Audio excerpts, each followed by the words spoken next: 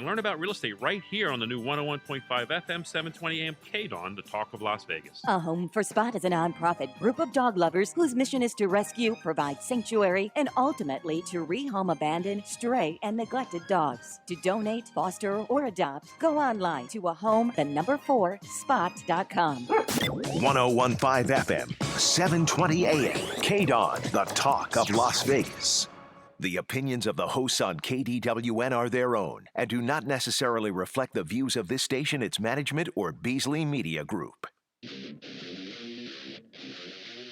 Right now, the day's biggest news stories from a Vegas perspective. This is the Vegas Take with Sharp and Shapiro.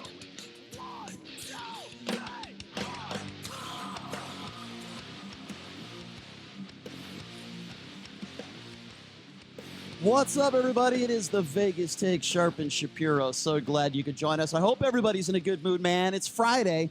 I'm not in a good mood because I've been watching these impeachment inquiry hearings, and it's driving me nuts. Yeah, we'll get to that in a few minutes. Anyway, glad you could join us. A lot to get to, a lot to go over. And, boy, I'll tell you what, I don't even know where to start, but I guess we have a little bit of organization in this show. So I'll kind of run through what we're going to be going out through. We talk a lot about red flag laws on this show, and, it's been talked about throughout the country. We got to do something to end gun violence. We got to do something to help end the type of violence that we're seeing, school shootings. Well, we have someone coming on our show. She actually does a radio show here. Her name is Trenner, and she is against these red flag laws. Oh, boy. I'm sure we're going to get into a very good, lively discussion with her. Chad Prather, I apologize, is a pretty popular comedian. He's known as the political cowboy as a conservative. He's made appearances on A&E, MSNBC, CNN. He's going to be joining us coming up in the second hour, and he's actually performing on the Strip this week. So we'll talk to him coming up in hour number 2. Hour number 3, we've been talking about this all week, too. UNLV, of course, has hired a new football coach in Marcus Arroyo, and the press conference is at 11 a.m. on the UNLV campus. If you can't be there, guess what? All you got to do is tune into our show because we are going to be covering it live for you, the press conference there at UNLV, as Desiree Reed-Francois, the athletic director, will be introducing Marcus Arroyo as the new football coach, and friend of the show, correspondent Chris Wynn, will be there, and we'll be hearing from him live as well. So that'll be coming up in hour number 3. But if you haven't been paying attention to the news over the course of the last 24 hours, the Judiciary Committee has approved articles of impeachment against Donald Trump. Obviously, this is historic. Obviously. And I got to tell you something. I'm watching some of this yesterday. I watched for a few hours, actually, the hearings yesterday. And basically, this is just Democrats and Republicans, arguing against one another on the articles of impeachment. There were no witnesses, that they were asking questions to, no attorneys. And it was amazing to me because you just have people on the right that are saying the president did absolutely nothing wrong and it's a farce for the Democrats. By the way, many of these Republicans a month or two ago said that what the president did do was wrong, but they didn't know if it reached a level of impeachment. But now all they're doing is blaming Democrats, and they're on one side. And then you have the Democrats on the other side all saying that the president basically is a criminal, that it was abuse of power. I mean, we are so divided as a country, and then we wonder why we're so divided as a country when you watch these impeachment inquiry hearings yesterday. And my issue with this is there is no middle ground. I didn't hear one politician yesterday, not one, say something like, you know what the president did was wrong. It was inappropriate. He shouldn't have brought up the Bidens in that phone call. I don't know whether this is an impeachable offense or not. I really don't know the answer to that. Maybe we need to discuss that further.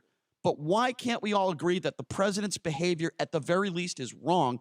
And then let's have a conversation. Republicans are not willing to do that. And you know what? Even some Democrats are not willing to do that. They think the president belongs, in jail. I mean, we are so divided as a country, it's unbelievable. And it got worse, by the way, and I'll get to that, what I mean by that in a second here. But here's the House Judiciary Committee this morning approving 2 articles of impeachment. Have a listen to this. Is there every member of the committee who wishes to vote voted? The clerk will report. Mr. Chairman, there are 23 ayes and 17 noes. The article is agreed to. The resolution is amended as ordered, reported favorably to the House. All right, so that's making it official, right? Nadler, who, by the way, I'm not a big fan of either. I think he's a partisan hack as well. This was a 14-hour debate yesterday. 14-hour debate. on these articles of impeachment? What did you think that if a Republican or a Democrat said, you know what, Donald Trump abused his power, do you think you'd find a Republican with a backbone who would agree with that? Of course not. You're not going to change their mind, and vice versa. Of course not. So Nadler surprised Republicans yesterday by abruptly calling a recess. Have a listen to this. Impeachment, and to let history be our judge, the committee is in recess. Mr. Chairman, there was no consulting from the minority ranking member on your schedule for tomorrow, in which you just blown up schedules for everyone.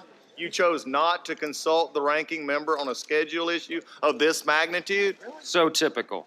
This is the kangaroo court that we're talking about. She's It's more Stalin-esque than Unbelievable. Not even consult. Just Stalin-esque. Let's have a dictator. It's good to hear about that. 10 a.m. Unbelievable. Stalin-esque. Now, I don't like Nadler.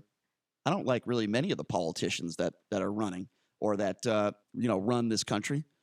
But to compare Nadler and say Stalin-esque to me is just as bad as calling Donald Trump Adolf Hitler.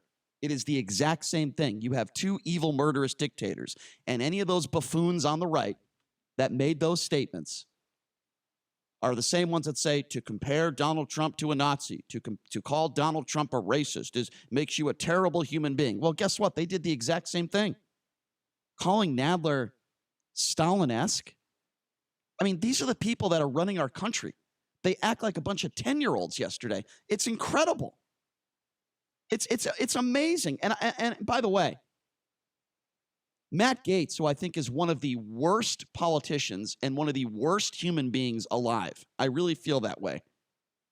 He spent about 5 minutes yesterday attacking Hunter Biden for his alcohol abuse and his drug abuse. Now, take a listen to this. I don't want to make light of anybody's substance abuse issues. I know the president's working real hard to solve those throughout the country, but it's a little hard to believe that Burisma hired Hunter Biden to resolve their international disputes when he could not resolve his own dispute with Hertz Rental Car over leaving cocaine and a crack pipe in the car. Yeah, you know what's really hard to believe? That a bunch of morons voted you into office because you're a drunk.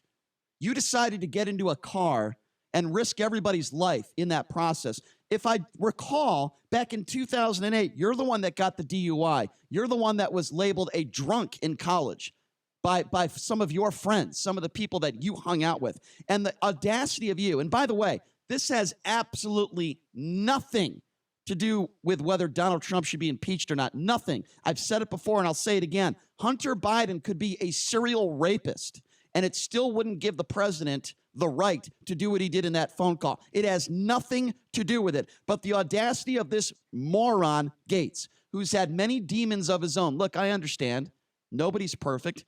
I wouldn't have brought up this about Gaetz, about his drunkenness in college. You know, boy, it sounds like a judge on the Supreme Court, doesn't it? Those two have a lot in common.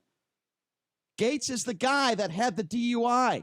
Gaetz is the guy that had the drinking problem. Gaetz is the guy that could have killed somebody on the road because of his irresponsible actions. And this is the guy we want up there in Congress. This is the guy we want up there talking policy. This is the guy we want up there defending Donald Trump, a man who doesn't even know how to drive a vehicle unless he's impaired.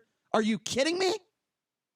So Representative Hank Johnson, who I don't know a lot about, obviously he's a Democrat, he took that personal. I would take that personal too. Here's a man up there talking about Hunter Biden, who's, by the way, not a politician, and Gaetz is the guy who got the DUI. Take a listen to this. So this is right after Gaetz went after Biden about having, some substance abuse issues. Here is Hank Johnson fighting back.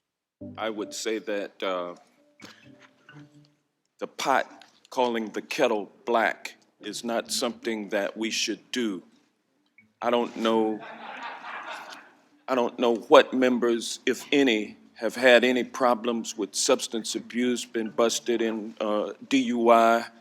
I don't know. But if I did, I wouldn't raise it against anyone on this committee. Yeah, no crap.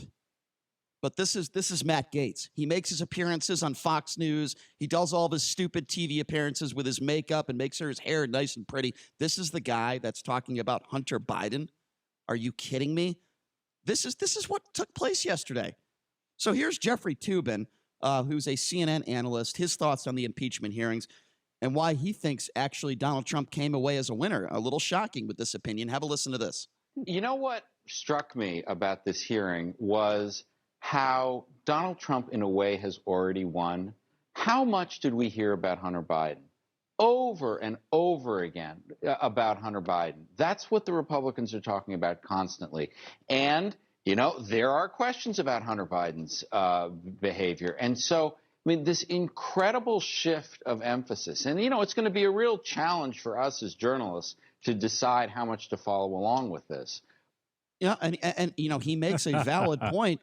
You know, a lot of people are, you know, Republicans are just talking about Hunter Biden. They don't want to talk about Donald Trump. Hunter Biden, Hunter Biden. I think that the Republicans are approaching this like they know that he's going to get impeached in the House, but he will not get impeached in the Senate. He will not be removed from office. And they're focusing on winning in 2020. And part of winning in 2020, assuming the opponent is Joe Biden, is, you know, casting a shadow of a doubt on his son and what happened with Burisma. And if there's a possible, you know, foul play going on with Joe Biden while he was vice president of the United States. It's just a total change of narrative, which is all Donald Trump has done since day one in the office. Well, I mean, I guess, you know, look, the bottom line here is the reason why Republicans are talking about Hunter Biden, in my personal opinion, because what Donald Trump has done, his behavior, his actions are indefensible. That's my personal opinion. Trump, by the way, just spoke. He just made some comments about some poll numbers. I believe that. And he says that his numbers are through the roof because of impeachment. I disagree with that. I don't think his numbers are through the roof. And many Republicans are making the case, Americans have spoken. No, they haven't. What the hell are you talking about? There are many Republicans there are many Americans out there that do believe that the president should be impeached. We are very divided as a country. So when you hear these idiots on Fox News, like the racist witch Laura Ingraham, or the white supremacist himself and Tucker Carlson, when you hear these idiots on Fox News after 5 p.m. that make the statements, listen, America has spoken. We all know this is a farce. No, that's not true. Maybe you think that way. Maybe half the country thinks that way, but half the country doesn't think that way. We are very divided on this issue. Very divided. Make no mistake about it. And that's why I say this is not bad for the Democrats, because those people that are in the middle and those people that are not sure whether they're going to vote for Donald Trump. By the way, I'm one of those people. I don't know who. I have no idea. You're voting for Trump. I have no. No, I'm not. Absolutely voting for Trump. You can't make that assumption. I don't know why you would make that assumption. I don't know who I'm going to vote for right now. I don't like Joe Biden. I have no idea who I'm going to vote for. I'm being completely honest with you. No idea. There are some people that are running on the Democratic side that I like. I've talked about Pete Buttigieg. Okay. I like him. I respect him. But the point I'm trying to make is that to make the argument that America has spoken, if you listen to that racist, awful witch, Laura Ingraham, who just squeals her nonsense every night, America has spoken, when her own members of her family won't even talk to her because she's such an awful human being, by the way. Is that true? Yes, it is true. That is true. Wow. Her brother, who happens to be gay. Did not know that. Her brother, who happens to be gay, refuses to speak with her, calls her far worse names than I do. Okay? You know, she's just an awful person, and she's a racist. And I can give you many of the – I don't just call somebody a racist unless I have specific examples why. But anyway, we're getting in off kilter here. What I'm trying to say is that anyone who says that America has spoken, and you know, because if you hear Republicans on CNN or Fox News, you know, make these appearances and they think they speak for all Americans. No, we don't, you hacks, you partisan hacks. We don't. The president is not above the law. Whether it is an impeachable offense or not is one thing. We can discuss that. That's fine. But to say that Americans have spoken, I'll tell you what, that witch Laura Ingraham, that racist, she doesn't speak for me. I'll tell you what Americans have done is they've noticed that there's been one bill passed since this impeachment started. It's not true. It happened. Where did you get that information? That's not true. One bill has been passed. One bill. That's not true. Last week. That's has not been true. passed. And then they're still working on the trade deal with China. If this trade deal gets done and it's good, despite the fact of what's going on and how Donald Trump is being attacked consistently, that's a huge win for Donald Trump and the Republicans. I have to ask you a question. Where did you get that information that only one bill has been passed since this impeachment? Because that's not factually accurate. That's not true. There have been dozens of bills that have been passed. Maybe the bill that you're talking about and you're suggesting is a more high-profile bill than some of the other bills. I'm talking about the trade deal with the minor trade deal with Mexico that was passed, I believe, last week. That's one bill that is passed. And by the way, there are a lot of bills and there are a lot of things that are sitting on Mitch McConnell's desk that are just sitting there, including gun control, by the way. But the point is, when the House impeaches him and the Senate doesn't, and this goes all for naught, this is 3 months of what? Of just totally dividing the country more than it's been divided, not working in a bipartisan government.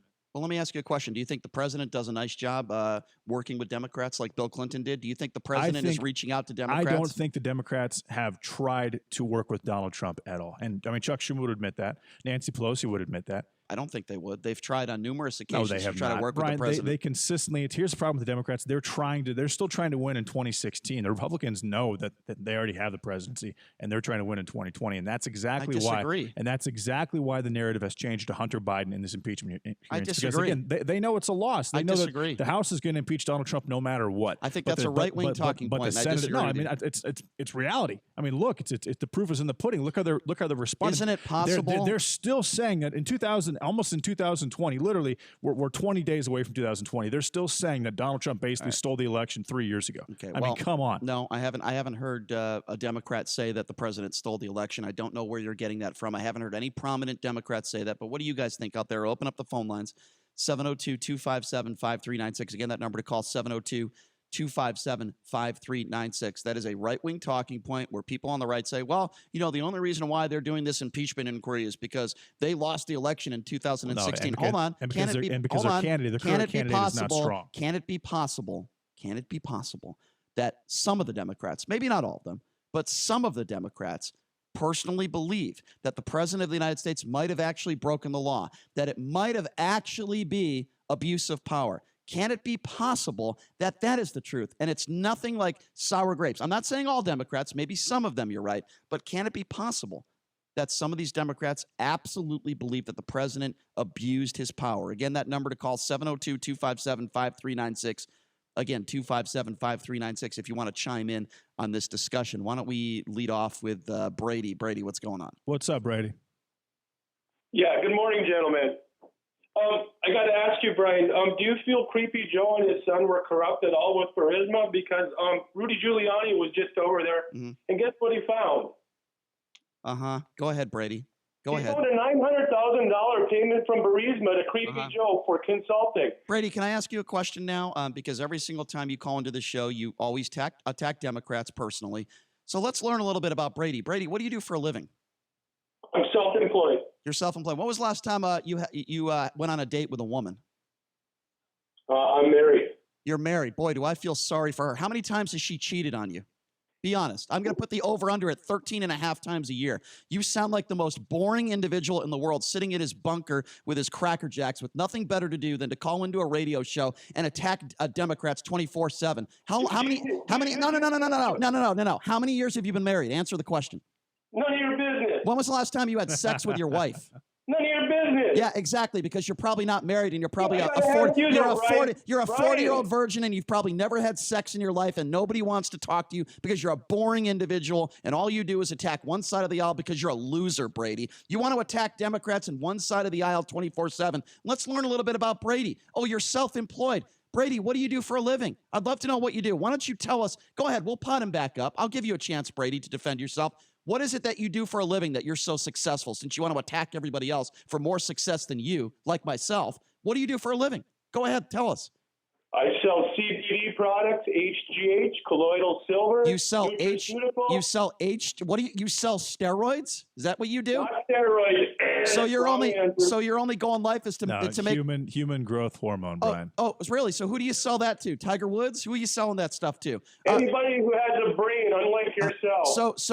So where do you get this product from? You clearly don't make it. I actually wouldn't mind knowing the health benefits of HGH on a different conversation, Brady. I have it made in an FDA-approved lab, Brian. Where's your lab located? Go ahead. I'll plug your business. Where's your right-wing bias lab located? I have a home-based business, but it's nashlabpro.com. So you don't have your own lab, then you claim like you made your lab in your house. Is that? No, I'm not claiming nothing. My name of my company is Nash Lab Pro. That's actually not a bad name, for Brady. a long time. You're kind of like the Walter White. So what do you do all day, Brady? Be If honest. Walter White loved how do you Donald Trump. how do you spend your day all day? I want to know the life of a right-wing biased buffoon. How do you spend? Yeah. Well, I get up in the morning. I have my coffee. Oh, that sounds Sometimes exciting. I smoke a little marijuana to get my day going. I turn on Crazy Brian in the morning and start my day. Yeah. I check my internet to see if I've had any sales. What do you do?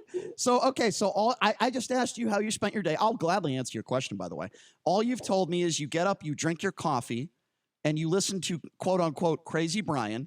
And then after, hold on. And then the only other thing you said you do all day is check to see your sales. Wow, you sound like you live a very, very productive life. You sound like. And I have 2 kids to take care of that I put through school. I also do a handyman service. I'm a painter and carpenter. You're a painter and carpenter. I Okay. also sell CBD products. I know you already mentioned that.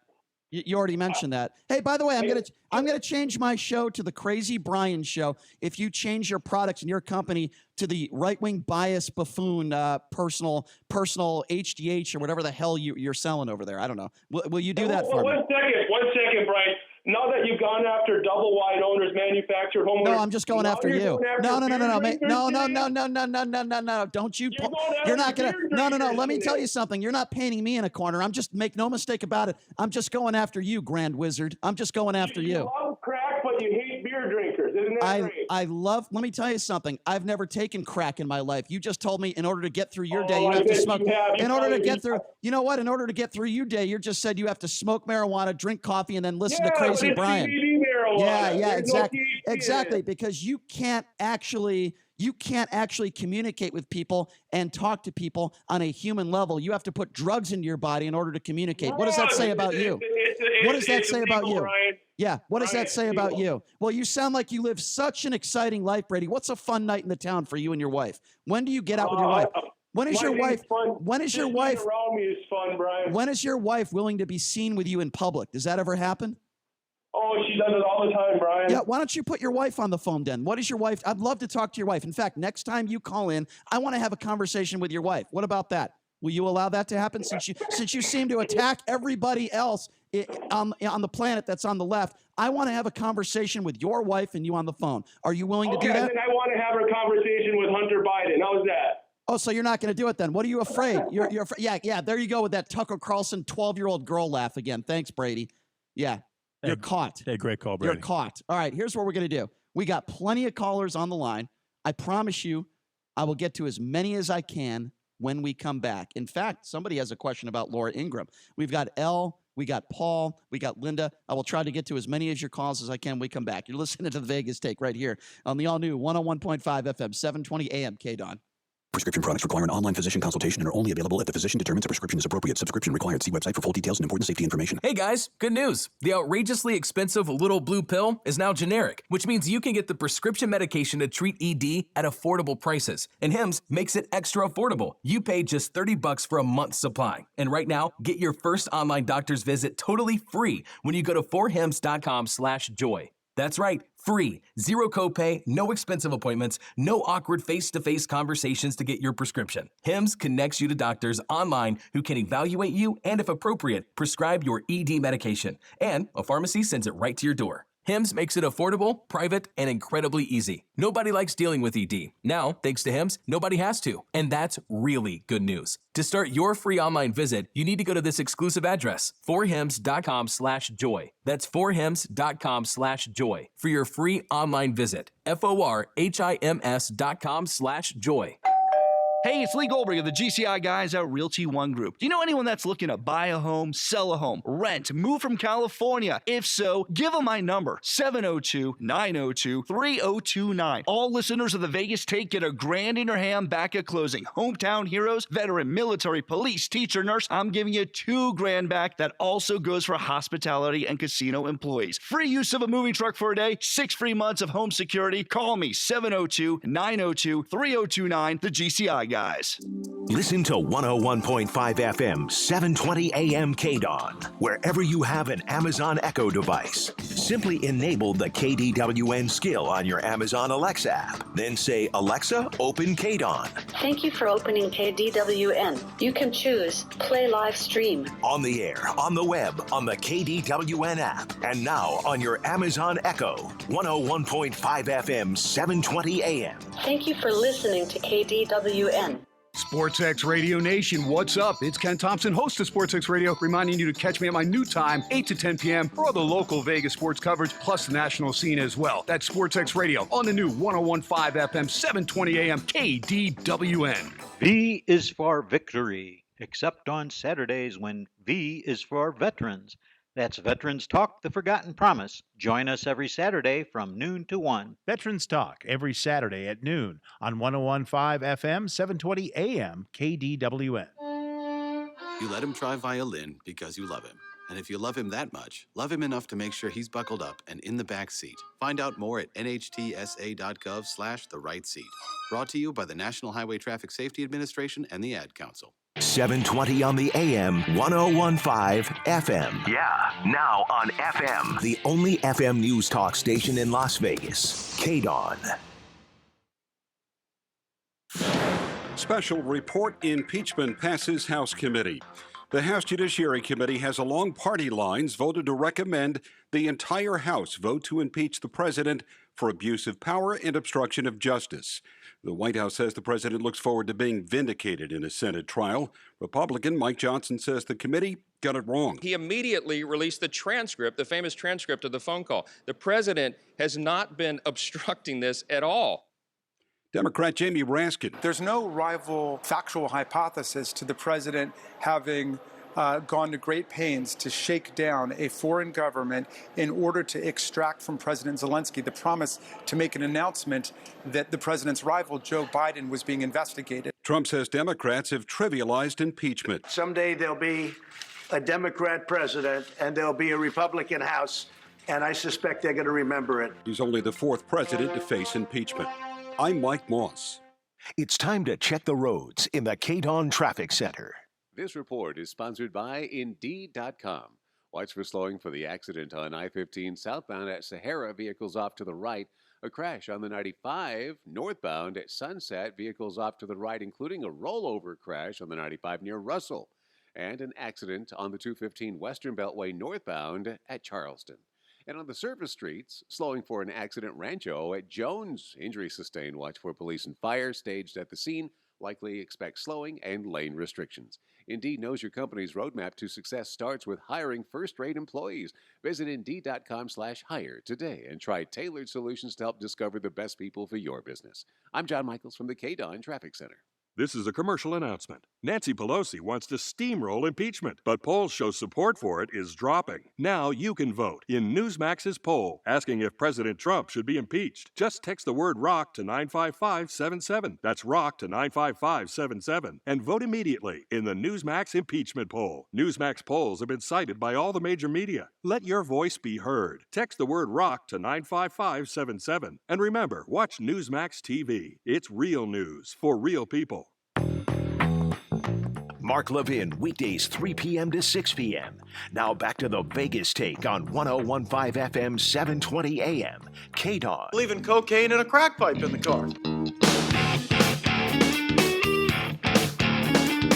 All right, welcome back. It is the Vegas Take, Sharp and Shapiro on a Friday. Lot to get to. Obviously, we're talking about the committee with the impeachment situation. And, of course, the Judiciary Committee approving these articles of impeachment. We're talking a little bit about that. We touched on a lot of subjects in that first segment. And, of course, we're taking your calls, 257-5396, again, 702-257-5396. Why don't we get to some people that have been waiting very patiently on hold? I kept that last caller on a little bit too long, baby. Let's go to Linda. Linda, you are next on the Vegas Take. Thanks for waiting patiently on hold. How are you? What's up, Linda? Hey, good. How you doing? Good. First of all, I have to say, Brian, I try to dislike you, but I can't. I just really like you, even though I'm a Trump supporter. Linda, okay? Linda, I wish every woman had that attitude. I'm telling you, but I appreciate that. Thank you. Okay, but I do. Thank you. And then JD, I love your voice over the radio. It sounds really nice. He's even more sexier in person. Trust me. Okay, but now Laura Ingraham. I don't know why you dislike her so much. You know, she's adopted 3 children. Let me. 2 Can are I? boys That's and one fine. girl's from Guatemala. Sure. Guatemala. Linda, I will gladly give you a few reasons why I dislike her. Okay, first of all, when you go after the way she went after David Hogg, after he lost many of his friends in that school, and she goes after his grades, you're a petty fool. When you say about LeBron James, shut up and dribble. And by the way, that's what she said, but yet she has musicians on her show all the time. She has people on her show all the time that agree with her. She doesn't say to Ted Nugent, shut up and play a guitar and sing. And then she goes after Nipsey Hussle. I guarantee you she had no idea who Nipsey Hussle was before he was brutally murdered. A man who did a lot for his community and did a lot of good things. So what did she decide to do? Just a week after Nipsey Hussle is murdered, she decides to play some of his lyrics and go after his rap lyrics. I believe for that reason and many other reasons, including the fact that she goes after illegal immigrants on a daily basis, I believe she is a racist who hides behind that cross she wears and her religion. And by the way, her brother echoes the exact same things that I echo, and he won't speak to her. Now, I'm sure she's done some good things in her life. Like you said, she's adopted kids, but that does not excuse some of the things she has done on her daily show, attacking minorities, attacking African Americans, attacking illegals, and never criticizing any Republican, or certainly not Donald Trump. Those are the reasons why I think she is a racist witch. All right, and then I got to say this. When you guys, the day JD came in and talked about his horoscope changing, oh my God, you guys were hilarious. That was so funny. You were so funny, Brian. And JD was so serious about that horoscope, which, I mean, I thought he was. That was a very, very rough day for me. I don't want to revisit it. Hold on. That was hysterical. I'd rather not revisit it. While I appreciate those compliments, that's more boring than having conflict on the radio. So let's go back. Let's go back to Laura Ingraham. Do you not understand where? Be honest, Linda, and you're entitled to your opinion. But do you not understand where I'm coming from? The reason why I call her some of those names. I can understand how you feel like that. All right. Well, I appreciate you understanding that. And then one more thing. That's all I ask. I just have to talk about Colin Kaepernick. I never heard it except on our local news from the Wagners. Yeah. When you talk about him, that could be me speaking. Me and you are exactly on the same page. But they said the receiver that he threw the ball to on that tryout he was doing at the high school or wherever, that the Washington picked that guy up. Did you hear anything about that? They picked up Jordan Vesey, the wide receiver that he was tossed the ball to. They did, yeah. Listen, that was so, justice. Listen, very ironic, to say the least. And Linda, listen, I appreciate your kind words. Thank you for the phone call. I will say this. If you didn't agree with him on the Laura Ingraham thing, he would have called you a right-wing bias buffoon for sure. No, I wouldn't. 100%. No, she doesn't agree with me. I know. She doesn't. No, she said she understands my position, but she doesn't agree with me. But if she didn't understand your position, you'd have called her a right-wing bias buffoon. No, I would have probably called her complicit and not but she sounds like a fairly intelligent woman who is a reasonable Republican. I say that all the time. We don't have to agree for me to say that you are a reasonable human being. Just understand where I am coming from, and I will understand where you're coming from. I'm sure Laura Ingraham has done... As long as you can recognize the fact that there are also unreasonable Democrats. Absolutely. Okay. When you think I would look you in the eye right now, you've been doing this show with me long enough, JD. Do you think I would look you in the eye right now and say, no, every Democrat is reasonable? Do you really think I'm that kind of person that would say something stupid like that? You're actually wearing sunglasses right now, so I wouldn't be able to Because I have an eye issue, but thank you for making fun of me. I'm seeing the eye doctor today. That's why I'm wearing. Yes, you are. You're hurting my feelings. 257-5396 is the number to call. 702-257-5396. Let's go to Elle. Elle, you're next on the Vegas Take. Thanks for calling in. What's on your mind? Hey, what's up, Elle? Good morning. Good morning, guys. Okay, what's on my mind is this impeachment, and I agree with you. This is not about right and left. It's about right and wrong. And the president has done so many things. If you'll think back to the time when they held both houses, the Republicans didn't see fit to have not one oversight hearing, despite all the corruption, despite the security clearance, all of the things that this president did. They didn't see fit to have not one. Yeah. So this is why the Democrats seem like they're after him. But somebody has to hold him accountable for what he's done. And Absolutely. they're lying to the public when they say, oh, this poll and the battleground states and all of this is saying, you remember we heard that with the hearings, Sure. the midterms. Yeah. Remember they told us the same thing, and they went overboard. The Fox crew basically was on the campaign trail with him. They tried to scare us about immigrants invading our country and socialism, and they lost in the landslide. They've lost Republican states. It's going to happen this time. This is, Elle, let me ask you a question. Elle, because this is, and I don't think I need to ask you this question because I know your position, but when I speak to someone who is on the right, a Republican, who defends Donald Trump and bringing up the Bidens. Here's the way I handle it, and this is what I would suggest the way you handle it in speaking to somebody who is biased on the right. I ask them a very specific question, and I've done this on the air before, and I've caught them in a corner.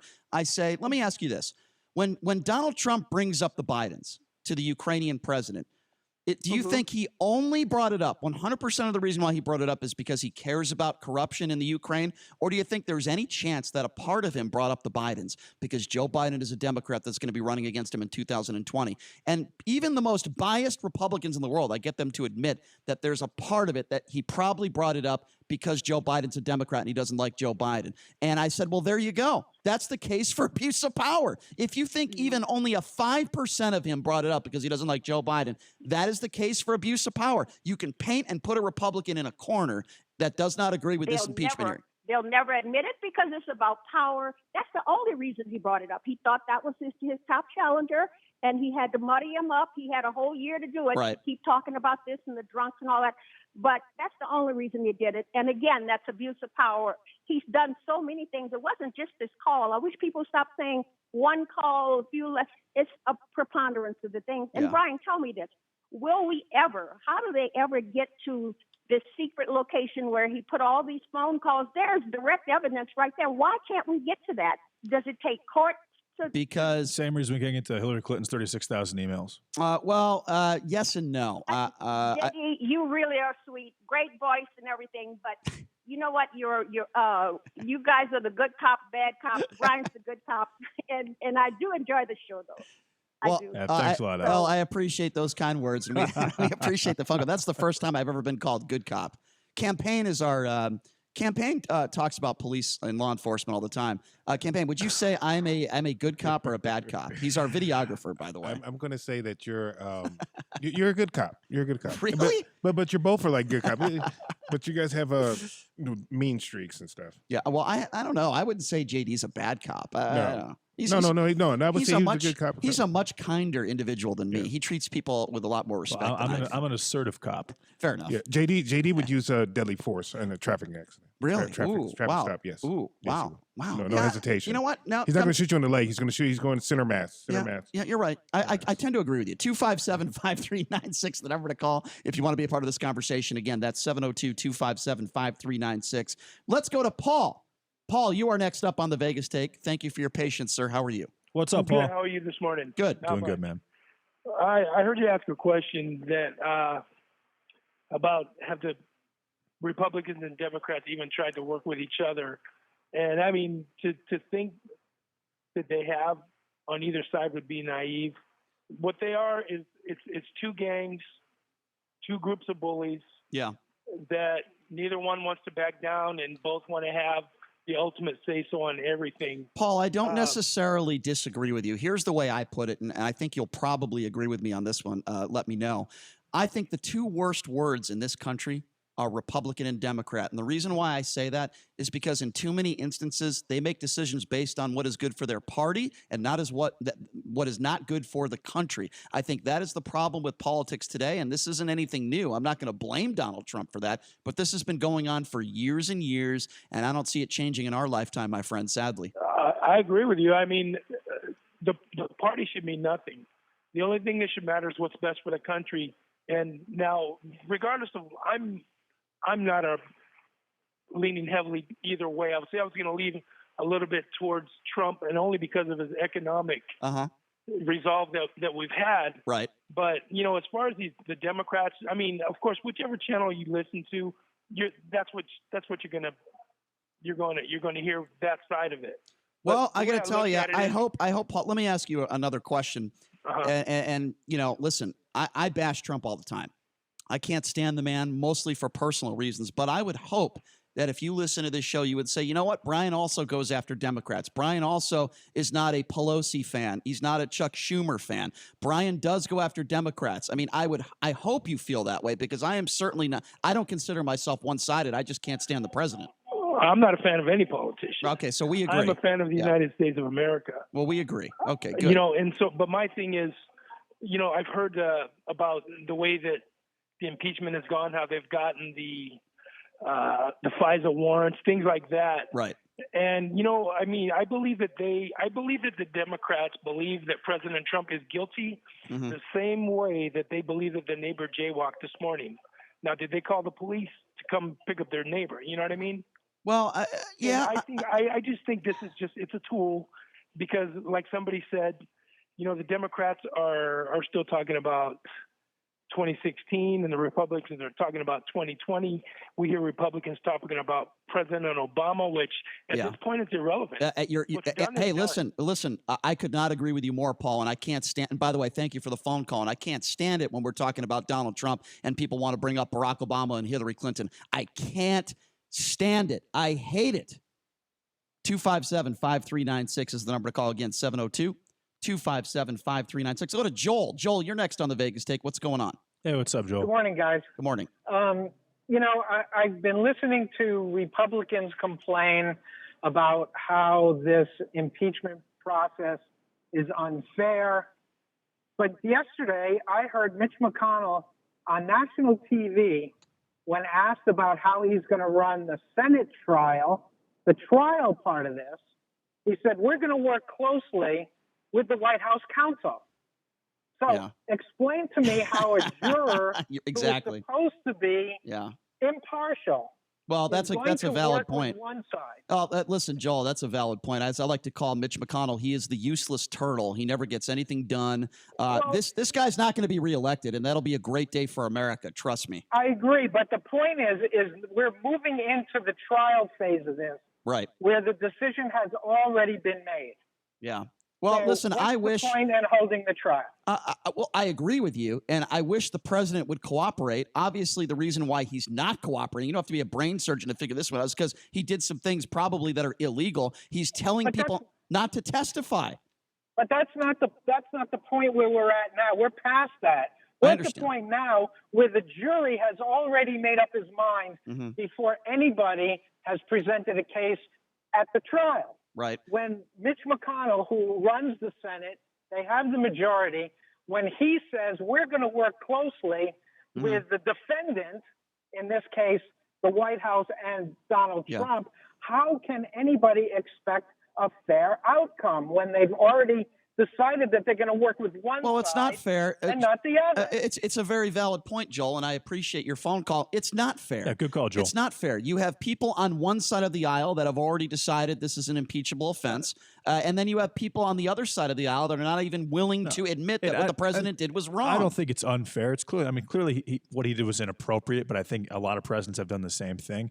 I just think that it is kind of a waste of time, considering the fact that he's not going to be impeached by the Senate. He's not going to be removed, and right now it's making the Democrats look very bad and very desperate. Disagree. And also, you're getting a chance to bring up Hunter Biden, and I mean, all the Republicans are doing is they're taking this platform where the entire country is watching, and they're bringing up Hunter Biden. They're attacking Joe Biden because they know that he's most likely going to be the competition for Donald Trump in 2020. They're taking advantage of that because, again, they're trying to win in 2020. They're not thinking about 2016. Well, I disagree with you. We've talked about this before, that it makes the Democrats look bad. The only way it could make the Democrats look bad is if you're changing voters saying, well, I didn't like Donald Trump before, but now I like him. I'm sorry, JD, I disagree with you. I don't see that anybody that I've ever spoken to that said they're going to vote for Trump only because of this impeachment. It makes Democrats look like they're more concerned about their own self-interest than they are with the good of the country, Brian. And you don't think Republicans are doing that in Congress right now? The ones that admitted a month or two ago that what Trump did was wrong, and now they won't even say he did everything wrong? Things are getting done. The economy is good. The numbers are good. You're not answering my question. People have money to spend on Christmas. You're not answering my question. They don't care about Donald Trump's rhetoric, or if he may have tried to withhold $400 million from the Ukraine. Can I say something to this? Like, and then we'll take some more calls. Okay. My grandmother, she used to tell me all money isn't good money, and like, honestly, JD, do you think that was there an abuse of power? Yes or no? Just a simple yes or no question. Well, the conversation was probably inappropriate. That's not what he asked I you. would say that maybe 20% of the conversation was based on Joe Biden. But he didn't even need he didn't need to go after Joe Biden because he's going to destroy Joe Biden in 2020, in my opinion. And I've been saying that for 6 months. And I'm speaking for a certain segment of the population. You know, not white, black, Mexican, it don't even matter. Like, and we see all this going on, and it's like this huge distraction and stuff. And it's like, and for the average person, we're wondering like nothing's going to happen. Probably not. Let's take some more phone. I agree with you. Let's take some more phone calls at 257-5396. Try to sneak in as many as I can here before we go to break. Let's go to Pete. Pete, you're next on the Vegas Take. What's up? What's up, Pete? Hey, good morning, JD, Brian. What's up? You know, it's amazing that so many times when I'm calling and I want to say something, JD says it right before I have a chance to. But here's my whole thing about it, Pete, I hate to. Pete, Pete, I can't hear you. Pete, you sound like you're on Obama phone. Can you speak up a little bit? Okay, here's my There whole you go. issue with the whole process, JD and Brian. Okay. It's pretty much everybody knows what the outcome is going to be, that the House is going to approve it and the Senate isn't. I agree. And it doesn't matter if you want to debate or not. That's what's going to happen. They've already said it. Right. And so if you're doing something that you already know what the outcome is, number one, I'd like to see what the cost of the taxpayer is having all these lawmakers that make 6 digits a year. What is the cost that's being accrued by these guys having these hearings that everybody knows is not going to go anywhere once it hits the Senate? Yeah. That's my real question. All right. The last thing I want to say is they were elected to do something for the American people. They are not doing anything for the American people. Well, sadly, by doing Pete, something they already know what the outcome is. I appreciate your call, good Pete. call, Pete. Sadly, I tend to agree with you, but here's what I would say to your first point, okay? Just because this costs the taxpayer money, and just because we probably know what the outcome is going to be, doesn't necessarily mean that the president is above the law and we say, well, woe is me. Republicans are never going to impeach him, so let's just let him do whatever he wants to. It's kind of like one of those things where if the number 1 basketball team in the country is playing the number 300 basketball team in the country, to make an analogy, why should people go to the games? Because we know what the outcome is most likely going to be. That's why they play the games, because we don't know what the outcome is going to be. And, you know, to me, it's the same thing here. While we might think we know what the outcome is going to be, the president is not above the law and he needs to be held accountable. So even if Republicans don't have a backbone and they don't think what he did is wrong, at least we get all this stuff and all this evidence out there on the record so people can make their own decisions. So I do think it is worth taxpayer money to do this. With all the money that they are wasting in Washington, with all this crap, I don't think this is a waste of money. I really don't. And Republicans right now are trying to make it plausible for Donald Trump to ask for what he did from the Ukraine. They're saying, well, is it possible that we didn't know where this money was going? Is it possible that Joe Biden and his son were actively involved in corruption? I mean, honestly, and I'll ask you, Brian, a very, very simple question. $60,000 a month. Mm-hmm. This guy is not a Ukrainian citizen. He has no experience at all in that field. I've answered this question already, and I'll answer it again for you. Of course. And I'll answer it. I mean, do you think that it's possible? Let me answer it. That money was moved back and forth from Joe Biden and Hunter Biden, predicated on that relationship with Burisma. No, concerning the fact that it may have been corrupt, and there was documentation on that. All right, I'll answer your question. First of all, there is no evidence to support the fact that Joe Biden took any money from this deal. That's number one. Number two, it is not within the realm. It is certainly within the realm of possibility to say that Hunter Biden received this job because of who his father is. But you could say the same thing about many other presidents and their kids, and you could say the same thing right now about Donald Trump's kids. Whether they owned a business before or not, they're profiting and making more money off the fact that their father is the president of the United States. But it is the exact same thing. From nothing corrupt. It doesn't matter. It's not breaking the law. That's what we're talking. Ivanka Trump is releasing beauty products through China. We're talking about breaking the law. And potentially a digital voting software. This is total. This is Hunter Biden working with a oil company, a $1 billion oil company that has that works directly with the Ukrainian government. That's not what Ivanka Trump is doing. JD, very simply put. Did she get a couple of trademarks? Yes. Not hard to get a trademark anywhere. It's $600. It's very simple. You're making it way too difficult. It's not breaking the law. We are talking about breaking the law. You're allowed to get a job somewhere because of who your father is. Now, if you want to put laws into place to stop that, I have no problem with that. There is no evidence, and I mean no evidence, to support the fact that Hunter or Joe Biden broke the law. Let's take some more phone calls. 257-5396. Let's go to Len. Len, you are next on the Vegas Take. What's up? Yeah, I want to chastise Brian for insulting 10-year-olds. How dare you compare politicians to 10-year-olds? 10-year-olds are much better than that. That's a very valid point, Len. And you know what? I'm going to apologize.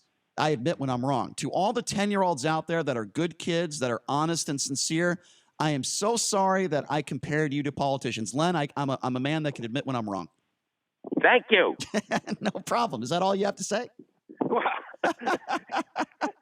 All right, Len. I used to be 10-year-old, and I'm still a wanted to defend 10-year-old. them. I'm still a 10-year-old, Len. Well, I appreciate that call, Len. And actually, that is a very valid point. There are a lot of good kids out there. I hate to compare to them some of these buffoons that are in office. So very, very solid call, Len. Thank you, Len. 257-539. Let's go to Yoder. Yoder, you are next on the Vegas Take. What's going on? Morning, guys. How What's are up, you? Yoder? Great. Doing good. Good, man. Is this the good and bad cop? I never considered myself a good cop, but that's, you know. Two things, guys. It's simple. It really is. I've been here since 1978, and just want to say that America has always been great. I love this place, man. I'm from Nicaragua. And it's something that's very simple, a concept that we all need to understand. Every action has a reaction. His actions have always been negative. Don't expect anything positive to come out of that. Have a good day, guys. Thank you, Yoder. That was well said. I don't disagree with you. I needed that. I needed that. That was refreshing. I got to squeeze in one more call before we go to break. Anthony, I got about a minute for you, my friend. Go ahead. What's up, Anthony? Hey, guys. I think one of the best things that happened for us as a country is that the Republican Party in 36 districts voted Democrat and allowed the House to go with the Democratic rule. Because we would have never known about this constitutional issue if Republicans did not vote Democrats into office. So, and then I'm a liberal Democrat, but I think that this proves that we have a great country. It's not as crazy as everybody says it is. I mean, when Republicans put Democrats in power, it wasn't Democratic voters. Yeah. So, this is an important issue. It is a constitutional sin that the president did. He violated his constitutional oath, not a legal or, criminal. Great fair job enough. Fair enough. I think that I appreciate it's very that. obvious, I think that Thank you. Anthony, so thanks, guys. Thank you, Anthony. I apologize. I have to cut you call, off. Anthony. I'm up against a hard break here, but obviously you're a Democrat and you support the left. I tend to disagree with you. I think that this country is crazy. There's a lot of crazy people in this country, particularly some that are running the country. So I tend to disagree with you, but I appreciate your positivity, and we'll have to wait and see what happens with this impeachment inquiry. Coming up next, red flag laws in Nevada. We got one woman coming up who is completely against it. She happens to do a radio show here in Vegas, too. Take a quick break. Be back right after this. This is the Vegas Take. If you are behind on your bills, then this message is for you. How would you like to have a large portion of your credit card debt or medical bills forgiven? National Credit Card Relief would like to give you free information on a proven debt forgiveness program. It's not bankruptcy, it's not consolidation. This special program actually wipes clean the portion of your debt that is forgiven. Call for your free forgiveness information now. 800-291-6670. That's 800-291-6670. Don't wait. Call 800-291-6670. Not available in North Dakota. Looking for that perfect new piece of furniture for your home? A New Concept Furniture is the place to start and end your search. They'll beat any price on the internet, and they're here locally, so you can feel what you're buying first. Go to A New Concept Furniture today at 4255 South Grand Canyon to see for yourself the slick, modern, shiny store that mirrors our shiny city. A New Concept. Check out their showroom or call them at 702-570-2240. That's 702-570-2240. Warning, this product contains nicotine. Nicotine is an addictive chemical. The world is changing. Isn't it time smoking changed too? Vuse Alto is a vapor product offering you a satisfying alternative to cigarettes. Simple to use, surprisingly quiet, and impressively powerful. Our best vapor yet at our best price ever.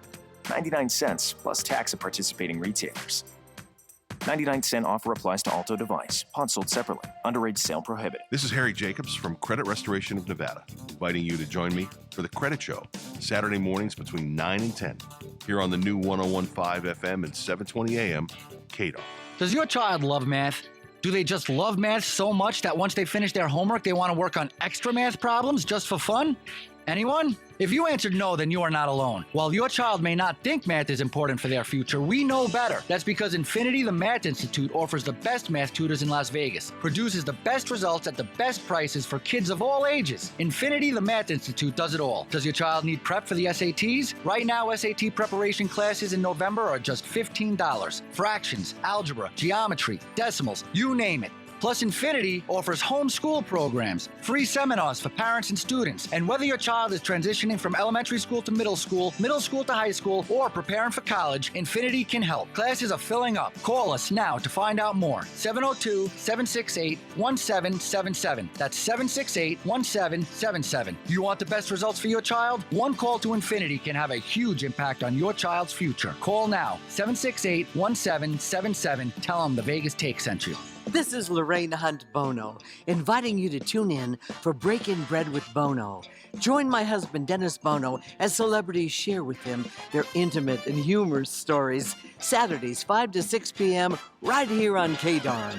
Tina Trenner is back, and she's on 720 AM, 1015 FM, KDWN, every Sunday at 12 p.m. She's sick of the nonsense and has something to say every Sunday at 12 p.m. This station is conducting a weekly test of the Southern Nevada, Inyo County, California Operational Area Emergency Alert System. This is only a test.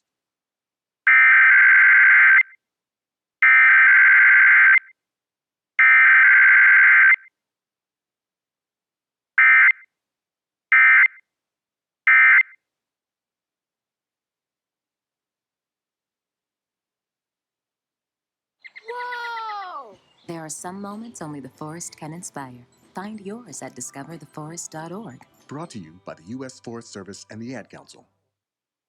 Kilmeade, Hannity, Levin, 1015 FM, 720 AM, KDWN, Las Vegas, a Beasley Media Group station. Special report impeachment passes House committee.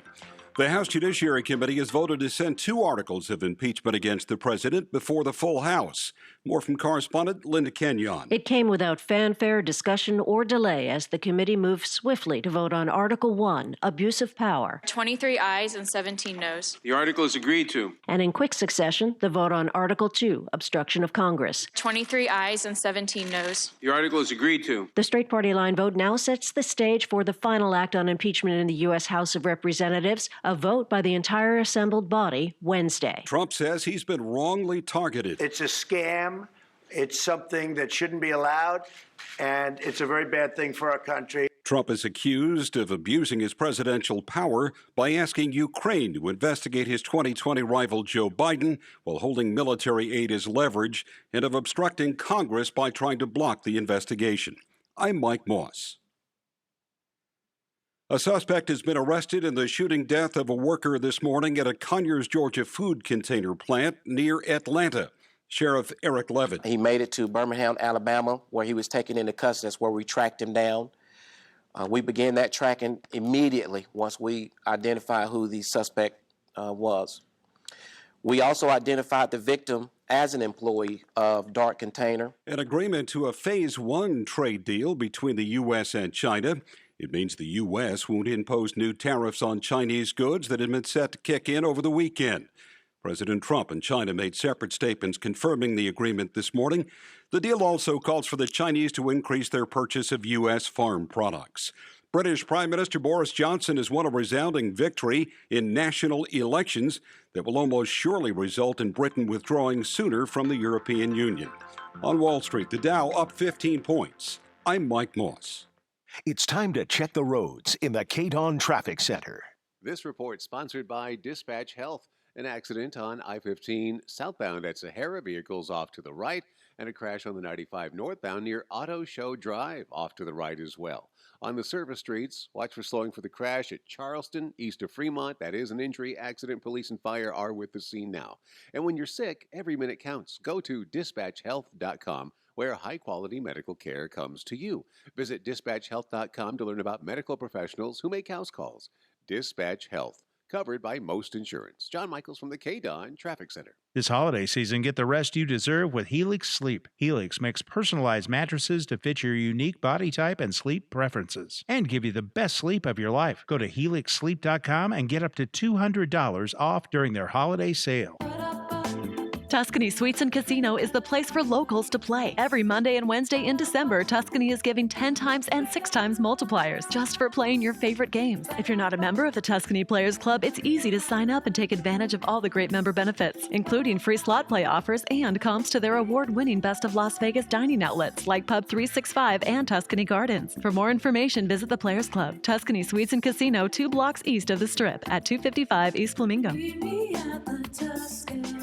Cal Sanders again with Cal Air Cooling and Heating. Are you ready for the holidays? Are you ready for your invited guests, family, or unexpected company? Are you getting those floors and carpets cleaned? Have you thought about your air? I mean those grills and vents, the ductwork behind those vents. This is the time of year you're most susceptible to cold and flu. Many are seeing some of the benefits of better filtration in their cooling and heating system. But if you haven't cleaned the ductwork that delivers that air, you have only done half the job. Cleaning your ducts and vents have additional benefits. Would you like to reduce the time you spend dusting? Call today and get that system cleaned and let us analyze your ducting to make sure it is sealed so that the filtration that you do choose is keeping the air that you breathe clean and healthy. We at Cal Air have many great options with those with asthma and allergies, or you who are just annoyed with the dust. We are the healthy air experts. Check us out, Angie's List, Yelp, Google, State Contractors Board, Better Business Bureau, or our website, cal4air.com. Cal Air, we'll be right there. 702-6234-AIR. License number 18001A. SportsX Radio Nation, what's up? It's Ken Thompson, host of SportsX Radio, reminding you to catch me at my new time, 8 to 10 p.m. for all the local Vegas sports coverage, plus the national scene as well. That's SportsX Radio on the new 101.5 FM, 720 AM, KDWN. This is Lorraine Hunt Bono, inviting you to tune in for Breaking Bread with Bono. Join my husband, Dennis Bono, as celebrities share with him their intimate and humorous stories. Saturdays, 5 to 6 p.m., right here on KDWN. Hi, this is Trooper Chelsea Stunkel with the Nevada Highway Patrol, reminding drivers that with the recent legalization of recreational use of marijuana, it is still a form of impairment when you get behind the wheel. So please don't drive impaired. If you drive high, you will get a DUI. A Home for Spot is a nonprofit group of dog lovers whose mission is to rescue, provide sanctuary, and ultimately to rehome abandoned, stray, and neglected dogs. To donate, foster, or adopt, go online to ahome4spot.com. 101.5 FM, 720 AM, KDWN, the talk of Las Vegas. Right now, the day's biggest news stories from a Vegas perspective. This is the Vegas Take with Sharp and Shapiro.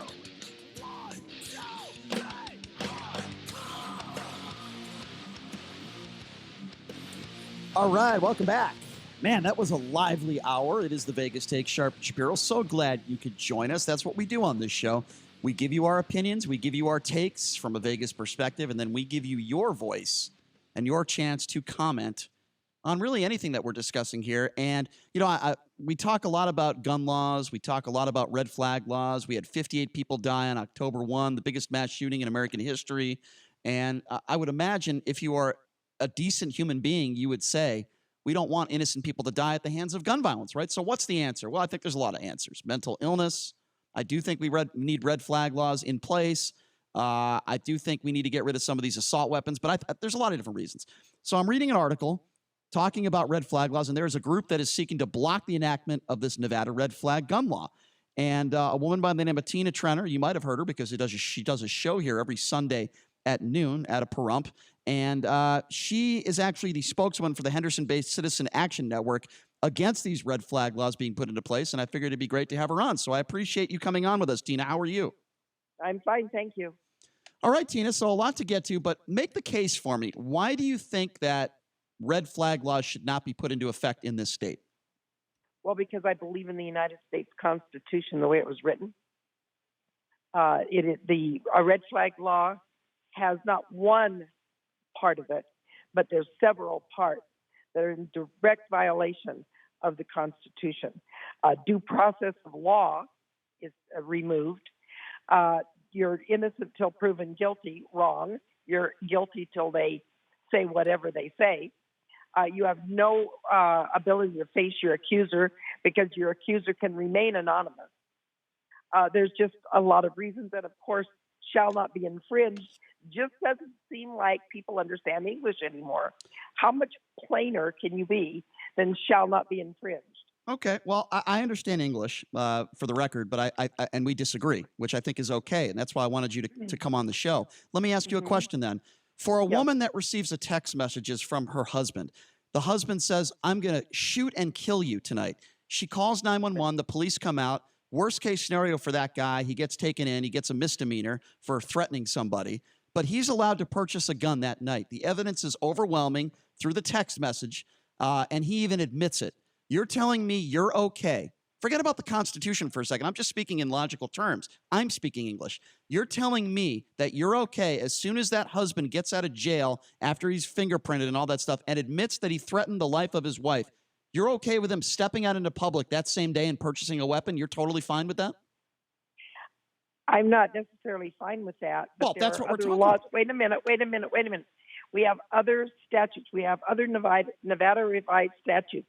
I talked to my sheriff yesterday. Sharon Worley out here in Pahrump is a constitutional sheriff.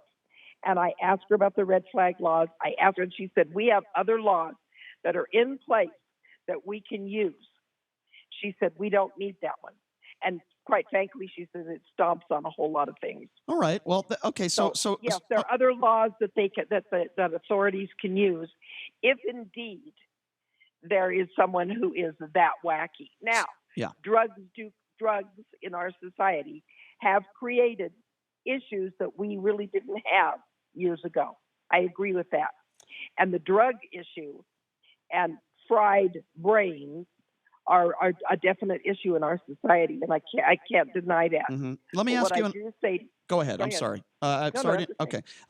Okay, that's fair. I think we need to be more clear with some of those laws, and I would like to get somebody on the line that can clearly speak to that. But let me ask you this: what happened in Parkland with the mass shooting that killed that nut job who went into that school and killed so many of his classmates?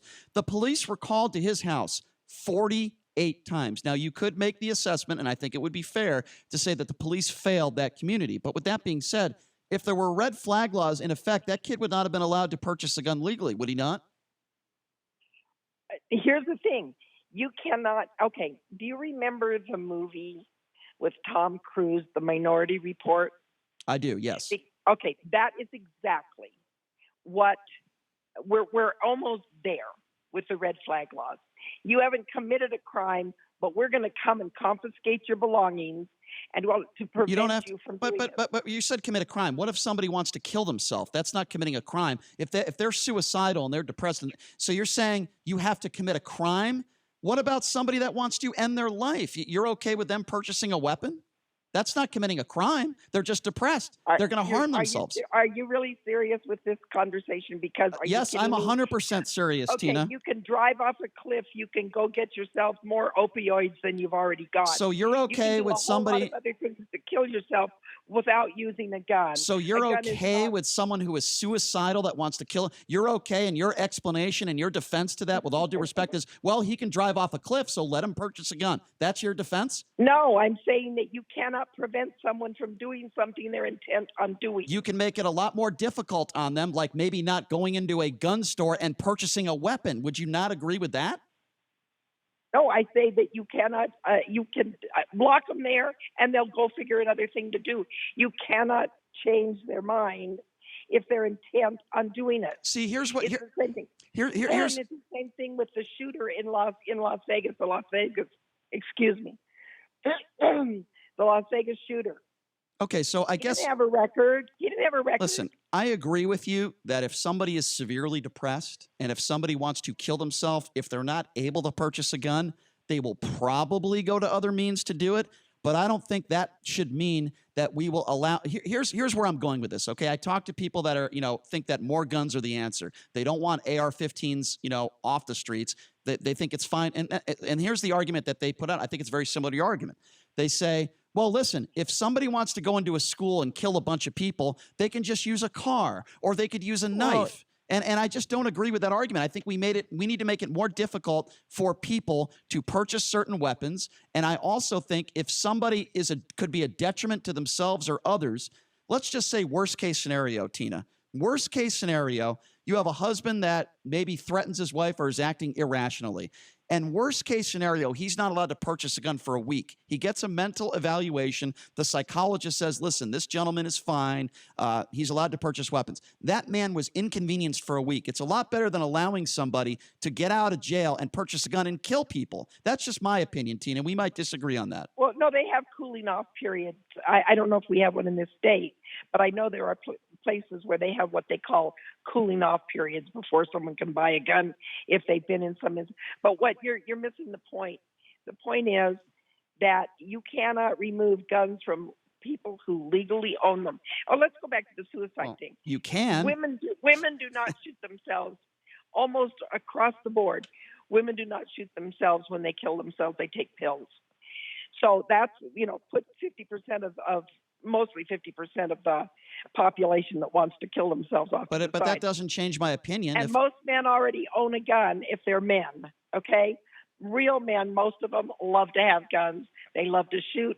They go out to Wait, hold on a second. range. That was weird. Hold on. So you have to be a real man to own a gun. So if I don't own a gun, I kind of think in our society today, there's a whole lot of soy boys. So you think so? Okay, so let's talk about that. You think pinching your pinky on a weapon makes you a real man? No, I think that men that have been through the military, men that have been through protecting their family, men who understand protecting their family. Okay. Yeah, no, I think, I refer to my father, of course, who was in World War II and who totally understood protecting his family. And our house had several guns and no one touched them. I learned how to use one. And I'm happy to hear that. And listen, your father sounds like a very responsible guy. And I have no doubt. I take you for your word, and it sounds like that. And I have make no mistake about it. I have no problem with good citizens that are responsible citizens that haven't commit felonies, that are not mentally ill, carrying a weapon. I've never wanted to take that right away from anybody. You can't say that I've heard you on the radio a couple times. Okay. Talk about you have girlfriends and you run around. So if you had a girlfriend that really you and she really had a big fight. Mm-hmm. And she goes down to the police and says, you know what? This guy's really dangerous. He scares the hell out of me. We just had this big fight. Sure. They can actually, with the red flag law, they can come to your house and confiscate your gun. Okay, well, here's my response to that. Any due process. The concern to something like that is, it's not so much a situation, and that's obviously an extreme that you just described. But what about the situation? Well, let me just respond to what she said, though. With the Parkland shooter. I asked about that, yeah. Who had the, I asked her about the that. police 91 times show up at I asked her about that. Okay. Yeah, I already asked her about that. I cannot speak for law enforcement. Let me respond. Were they negligent? Did they not? What did they do? I mean, I don't know if they don't have other laws on the books. I'm telling you what my sheriff said. Okay, well, in this state, I understand. we have other laws to deal with it. Okay, so let me respond to what you just said. If I'm talking to first of all, I don't own a weapon, so that would never happen. Number one.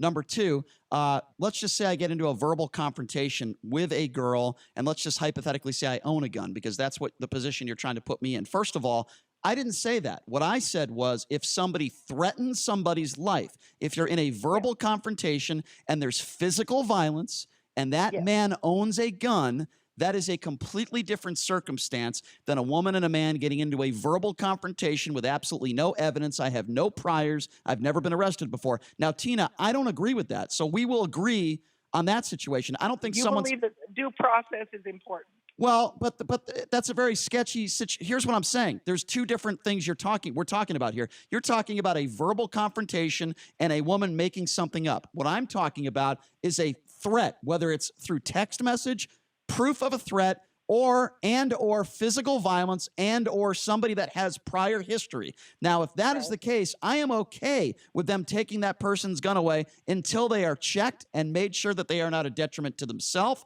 or to others. But that's not what the red flag law is. In fact, let me cite an incident. There was a gentleman, 87 years old, I think he is, and he's a crossing guard at a school in Massachusetts. And one of the crossing guards at another street for the school hadn't shown up for a couple of days. So he was sitting at a coffee shop, well known to people, I guess, in the area, with a friend of his. And he was talking about the fact that the other guy hadn't shown up for a couple of days as the crossing guard down at the other corner. So his comment was, somebody's really going to get hurt at that school meaning that if that they didn't replace him and get another crossing guard down there, that one of the kids might run out and get hit by a car or something. However, the lady, the waitress, pouring his coffee at his table only heard him say, someone's really going to get hurt at that school. She went and reported him.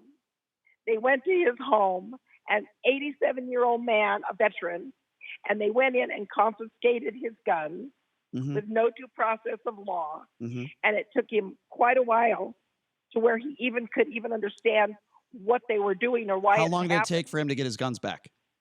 I don't know if he ever got them back. Okay. I'm not positive. So here's my response to that. I am sorry that happened, but my response to that is this. I would rather have, and I wish it would never happen, but I would rather have a veteran get his guns confiscated than have somebody walk into a school and kill innocent children. Okay, do you understand what I'm saying? That's hard to disagree with. What you don't understand is that when they do this, you then have the burden of proof to prove that you're innocent. You have to hire an attorney. He had to hire an attorney, and it cost, according to what they're telling me, between $50,000 and $100,000 to get your name cleared, get back to the court system, and get your guns back. Okay, but it doesn't change my opinion. I told you I don't agree with that. It's wrong, Well, and I feel bad for. No, I'm not ignoring it. I'm not constitutional right to it. No, you are. No, I'm not. Let me ask you this: How many constitutional right? How many examples? How many examples like this do you know of? Just one? How many examples similar to this one do you know of? No, there's been a couple. There was one guy that they killed. Okay, there's been a couple of these, but there's been dozens of school shootings with people that have actually died. These laws are just being instituted. So I don't know that. But you're making examples based on the extreme, which is not going to happen on a consistent basis. And there's ways around that. There, you can. I'm sure they can set up something where they can have a court-appointed attorney or a state-appointed attorney or something along those lines to reduce those costs or to mitigate the risk on the person who's losing their guns. But the point is, there's been dozens of shootings and hundreds of kids have died due to this. You're assuming. Well, I'm not saying that it's okay to pick up a gun and go shoot people. That's what you gun grabbers like to say, but it's not what I'm saying. Whoa. I am not excuse me. No, I am not. We're just making reason of the situation. Tina, I am not a gun grabber. We're having a respectful conversation. No, hold on. I hope you're not. We are we're having I'm trying to have a respectful. Hold on a second.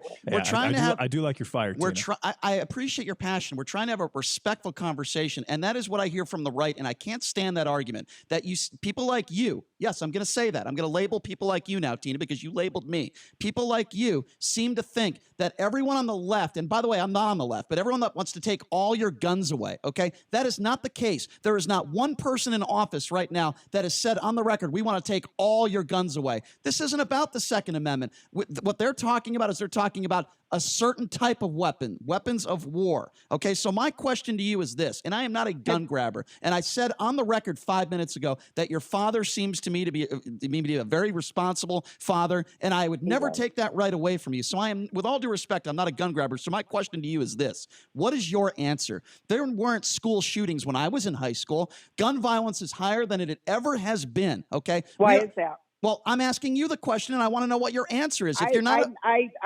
cited it a few minutes ago. Drugs. That's it. I believe that drugs have. Well, I believe that's one of the demoralizing combination of things. So wait a second. You're telling me in the 90s drugs weren't around? Yes, drugs have been around for a while, but they have not been. Have not been as accepted and as normalized. There used to be a stigma to doing drugs. There's really not a big stigma anymore.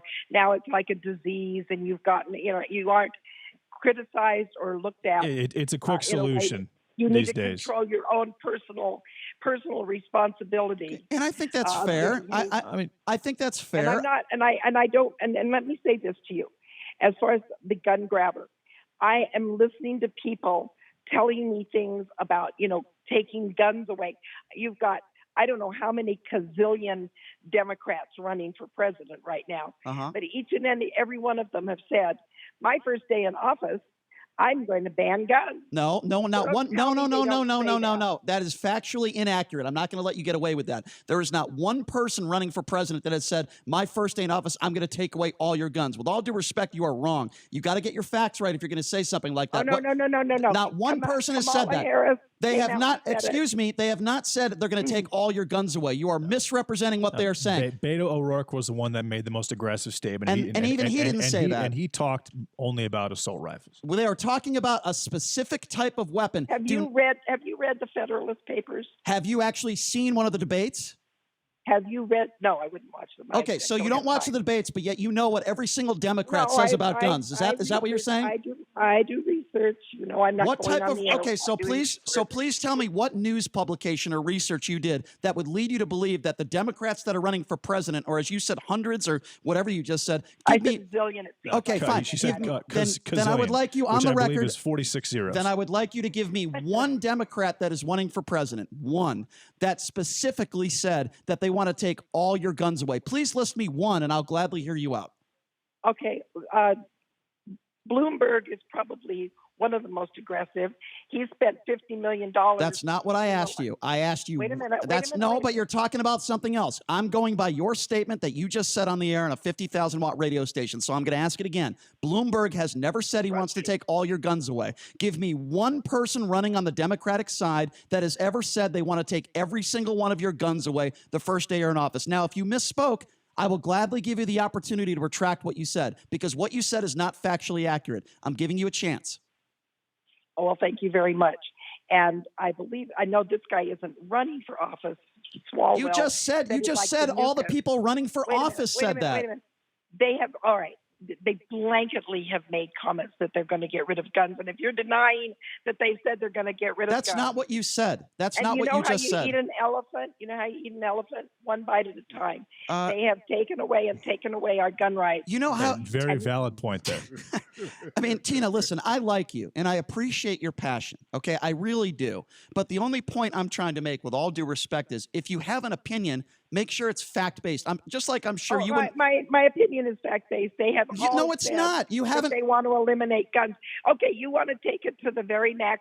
I'm not taking it to the very max. Gun. You have. They're talking about assault weapons. They've never said they want to take all your guns away. With all due respect, you're putting yourself in a corner. You're making it worse. No. Wait. I'm asking you, and you didn't answer my question. Okay, sure. Even though you didn't answer mine. I got one question for you, Tina. Have you read the Federalist Papers? Have I read the Federalist Papers? I don't know what papers you're talking about. Seriously? Okay.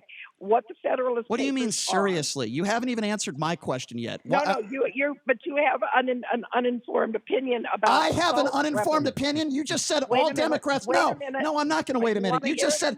No, you're going to listen to me now, okay? This is not your show. I cannot believe what is coming out of your mouth, with all due respect. You just said on this show that all Democrats that are running for president want to take all your guns away, and you're telling me that I'm the person that's...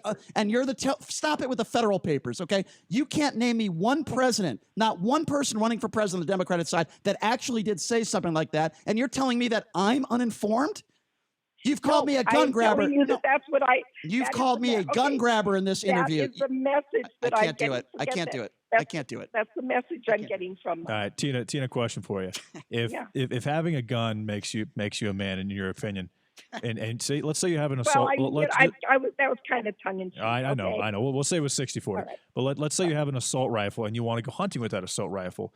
And when you hunt with an assault rifle, you're basically cheating, because the animals are... I agree with that. I don't even like hunting. Okay, so... but let me ask you don't think that men with guns to hunt with are more men? It's just all about having a gun at home to protect your family? Like I said, I was being tongue in cheek.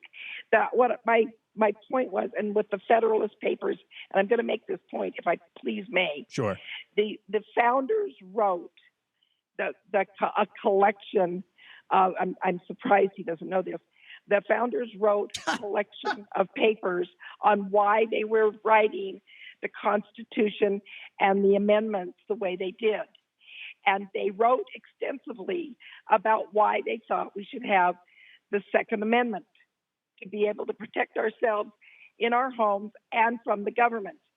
And they wrote that we should, I believe it was John Jay that wrote in the Federalist Paper 29, if I'm not mistaken, that all citizens should have the same armaments that the government has. Now, you may not like that, but that's what they wrote for their reasoning. All right. Well, then we should have stealth jets and heat-seeking missiles. I guess we should have. We should have nuclear weapons. I guess we should have bazooka guns, and I should have a tanker in my front yard, Tina. No, Okay. I understand that they didn't foresee. Okay. Well. Okay. They have to revisit to match modern technology.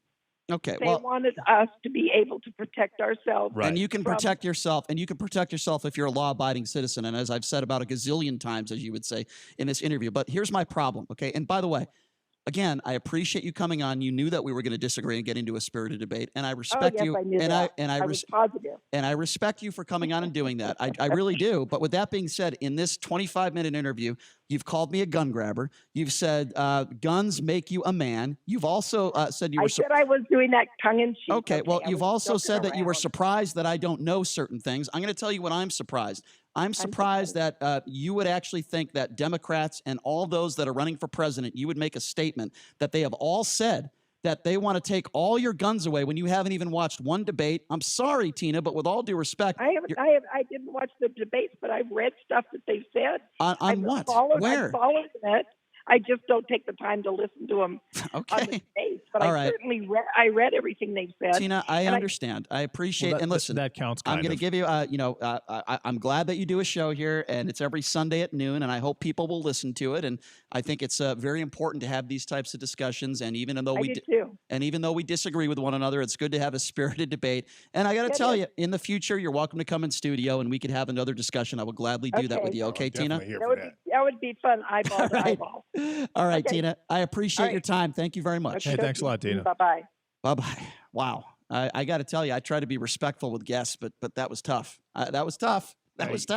But anyway, we appreciate her taking some time to join us. There's not one Democrat that has ever ran for office that said they wanted to take all of your guns away that is running for president. And then she kind of backtracked a little bit. If you're going to make opinions, you better be factual on this show. We're going to take a quick break, and we'll be back right after this with comedian Chad Prather. Special report. Impeachment passes House committee. Twice the Democratic majority voted to pass impeachment articles in the House Judiciary Committee. Mr. Chairman, there are 23 ayes and 17 noes. The article is agreed to. The articles will now move to the full House for a vote. Correspondent Bob Costantini with the president's response. The president maintains it was a perfect phone call to Ukraine's leader that is at the heart of the Articles of Impeachment. It's a very bad thing for our country, and you're trivializing impeachment.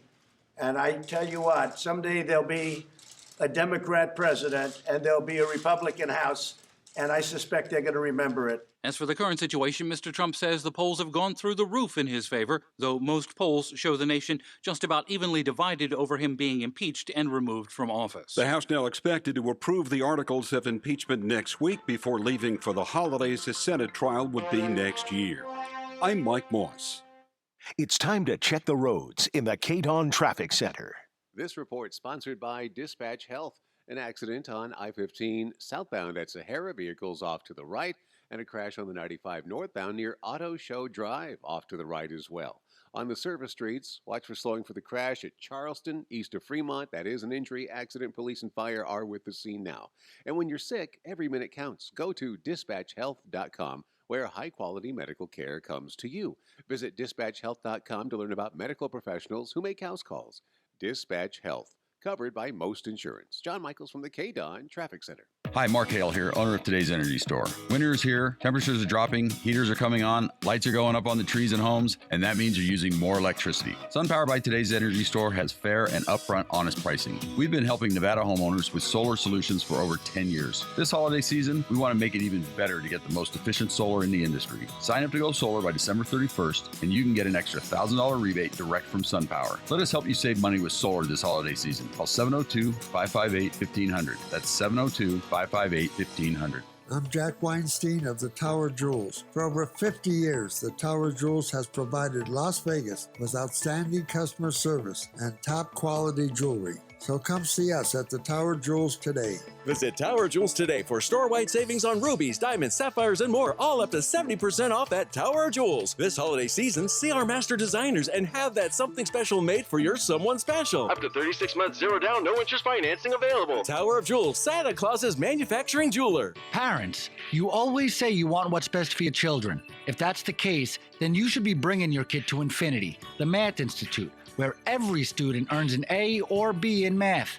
Our results are proven and they are amazing. The best tutoring service for the best price, whether online or in person, small group or one-on-one. You cannot get better results. Great grades will come when your child truly understands the math. From elementary math to calculus, we have the best tutors, the best materials, and the best results.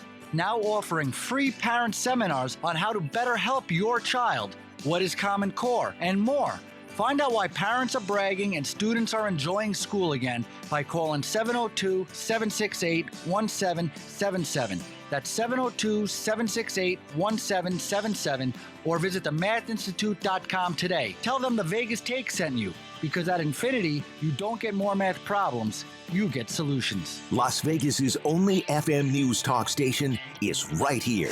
The new 101.5 FM, 720 AM. KDWN. You know, I've heard you on the radio a couple times talk about you have girlfriends and you run around.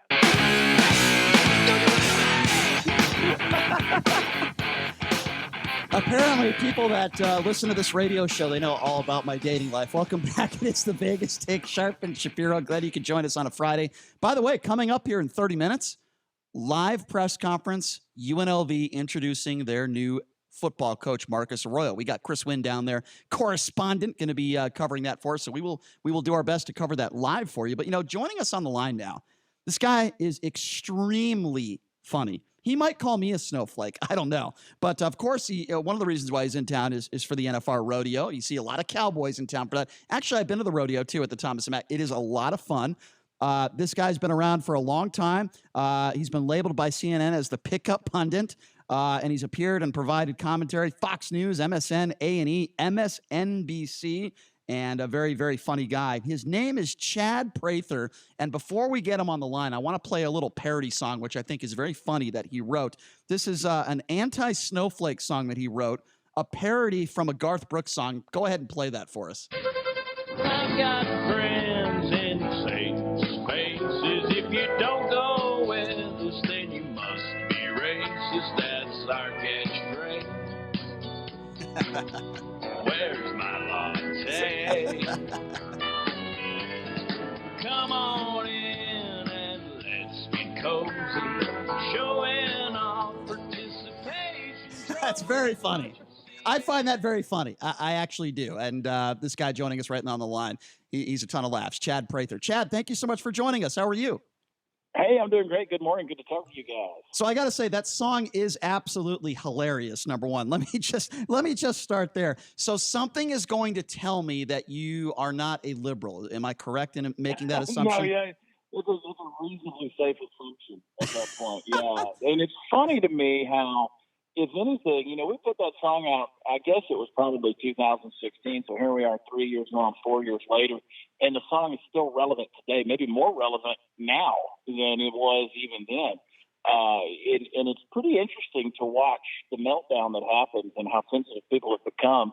And for me, it's humorous. I love it. I kind of love poking the bear and stirring the pot and getting that conversation started. It's a lot of fun. I'm the same way, although I maybe be on the other side. I'm not really a Democrat, but I like to go after people on the extreme right that are Donald Trump supporters. So I guess you and I, but you are right in one thing, and you take advantage of that in a good way with your comedy. People are so damn sensitive.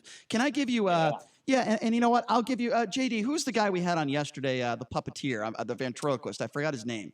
Terry Fader.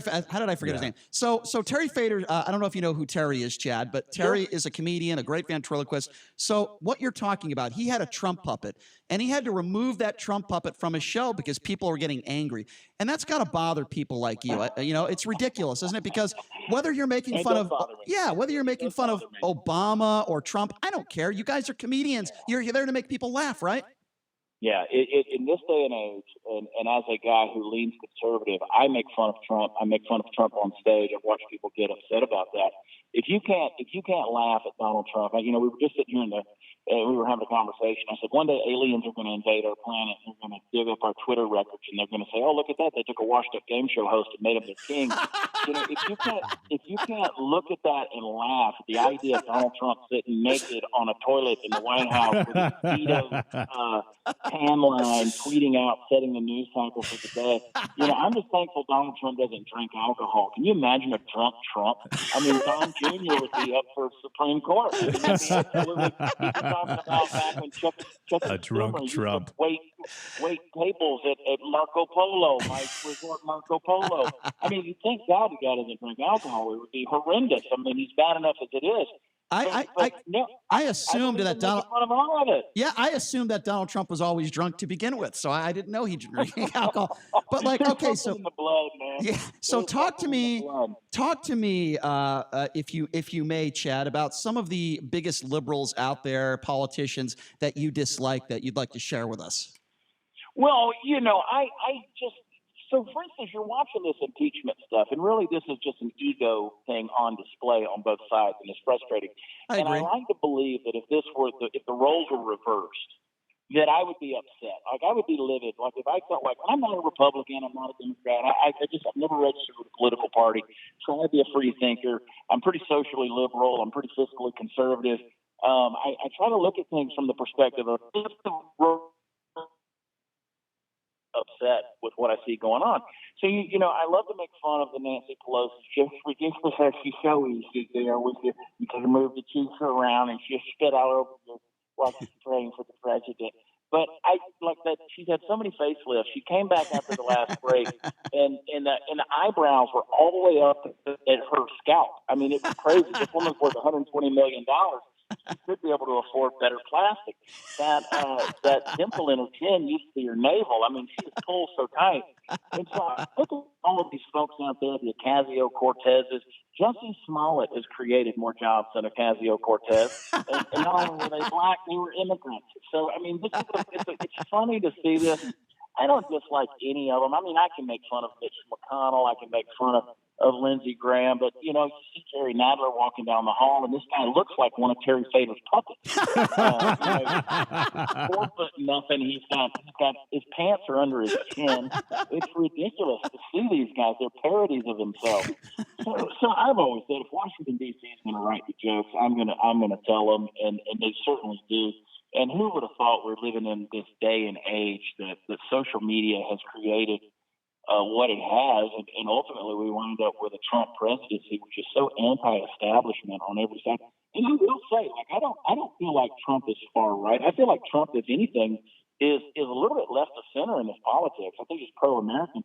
And what's been interesting, does he communicate that well? No, of course not. But what's been interesting is how far polarizing people have become, trying to distance themselves from anything right or left. I flew to Vegas yesterday on an airplane, and thank God they let me sit in the plane, not out on the wing. And I tell people all the time, if you want to live out on the wing, it's a dangerous place. It is. Get back in, don't the life, if you got one big right wing on the bird, if you got one big left wing, that's not a healthy bird. This bird's not going anywhere. Get back into the body of the bird where the muscle and the heartbeat and the cowboy hat is. I like that. I might steal that. Steal that. That's from a little too good. So we've had a pretty spirited debate for a couple of months now about who in politics right now, who looks like they are on meth. And my choice is Nancy Pelosi, and Brian chooses Kellyanne Conway. I mean, where do you go with this, Chad? Yeah, they really are caricatures of themselves. Both of them are, and then factor in some of these folks that are out there. When you watch them, like Nancy is so fun because I don't even think the woman is actually drunk, but she is the drunkest looking non-drunk that I've ever seen. and whatever she's on, I want some. I really do want some. But Kellyanne Conway, you mentioned her. Can you imagine living in that marriage? You've got George Conway, who's very publicly just chastising his wife and Trump and going after him. And, somehow these people managed to live together. I can remember when, what was our friend down from, what was his name that was married to the conservative, our Cajun friend down from Louisiana. I'm not sure. James Carville? Yeah, James Carville, and of course, they were friendly about their in marriage bickering back and forth, their political differences. George and Kellyanne Conway, I mean, this thing is a nightmare. I don't really know how is. It almost. I mean, I'm married, and I know what it's like at home when you've got a disagreement. It almost has to be fake. If it's not, I mean, it has to be fake. If not, the marriage is going to be done in probably a month, in my opinion. Yeah. No, I look. I went to couples therapy years ago. My wife thought it would be a good idea, like we were missing out on something, and so we went. But the couples therapist, this is how I knew I was the smartest guy in the room. Couples therapist looked at me and said, "I want you to look at your wife dead in the eyes, and I want you to tell her that I want you to tell her something she's done in your marriage that you didn't like, that she doesn't know she did." And I was like, "You got to be out of your freaking mind!" Like, there's no, if you're calling me crazy, absolutely not. There's no way. So this has got to be a joke. Yeah, exactly. If you're just joining us, we are speaking with the cowboy comedian himself, Chad Prather. He's actually going to be performing tonight, if I'm correct, at Treasure Island at 10 p.m. That's a great place to see a show. The one thing I really do appreciate about you, Chad, and I think there's too many comedians that are afraid to do what you do, and that is be politically incorrect. You don't have to agree with Bill Maher, and I would imagine you probably disagree with a lot about what Bill Maher says, but I've always appreciated him because, he says things that maybe some others would be afraid to say, even on CNN or MSNBC. And you do it for a living, just like Bill does. He goes up there and does stand up from the left point of view. You do there and go up stand up maybe from the right point of view. But you're everybody's no holds barred, right? You'll make fun of anybody. Yeah, and that's why stereotypes exist. They're built in fact and truth. They've got a foundation there. I have a lot of respect for Bill.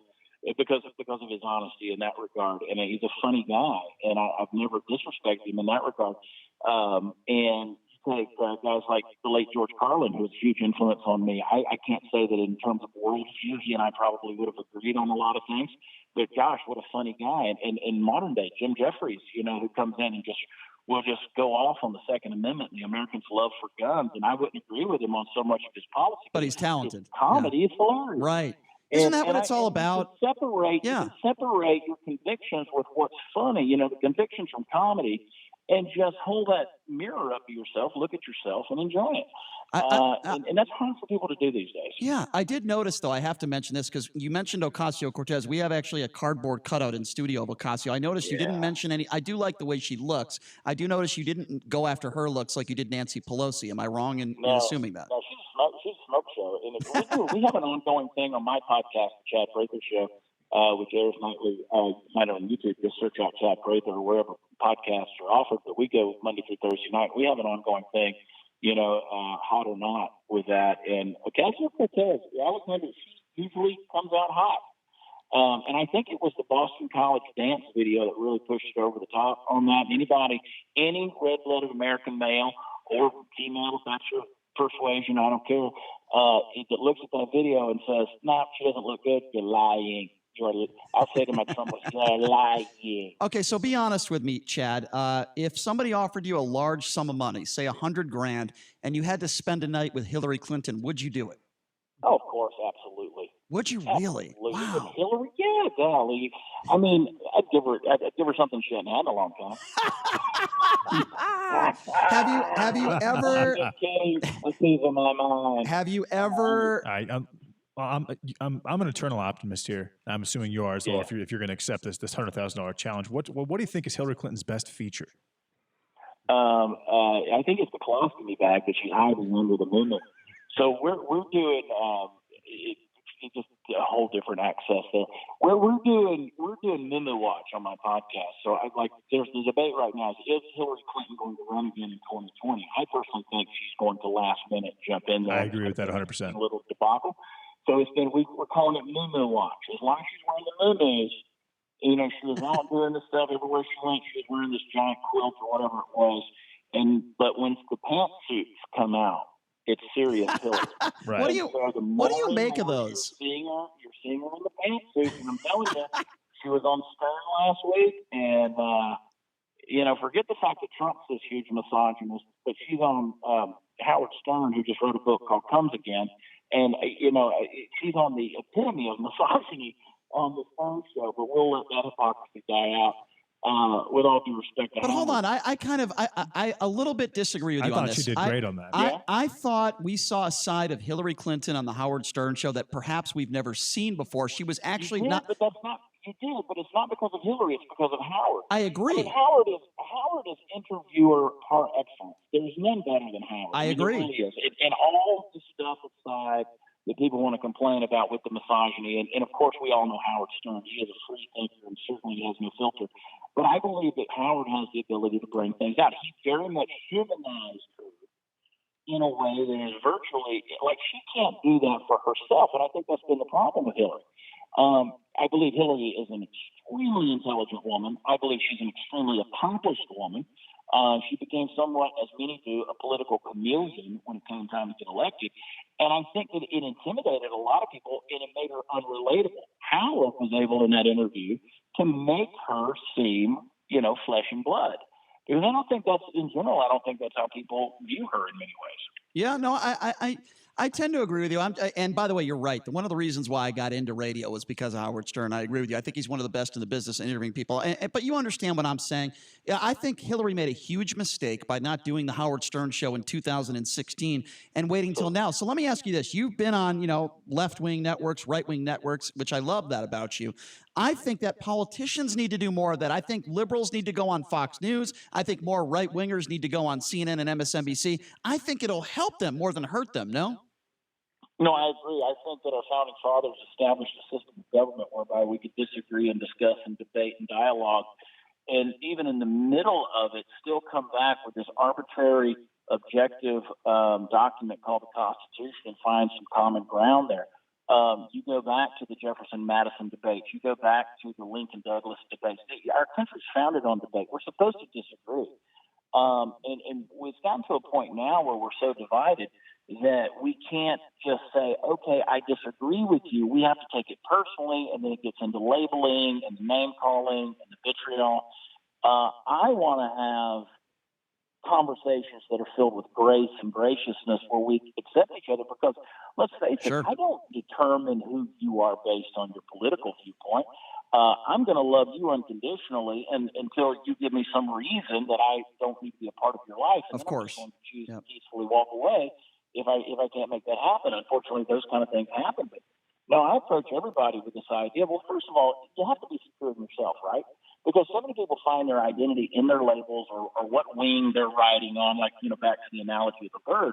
Stop doing that. You live out in the extremes, out on the tips of the wing, you're going to be those feathers that get shed off into the dustbin of history. Nobody's going to remember you. You become irrelevant. Right. It's the heartbeat. Get back in towards the heartbeat, the muscle, the sinew, the vision, the heart of the bird. Yeah.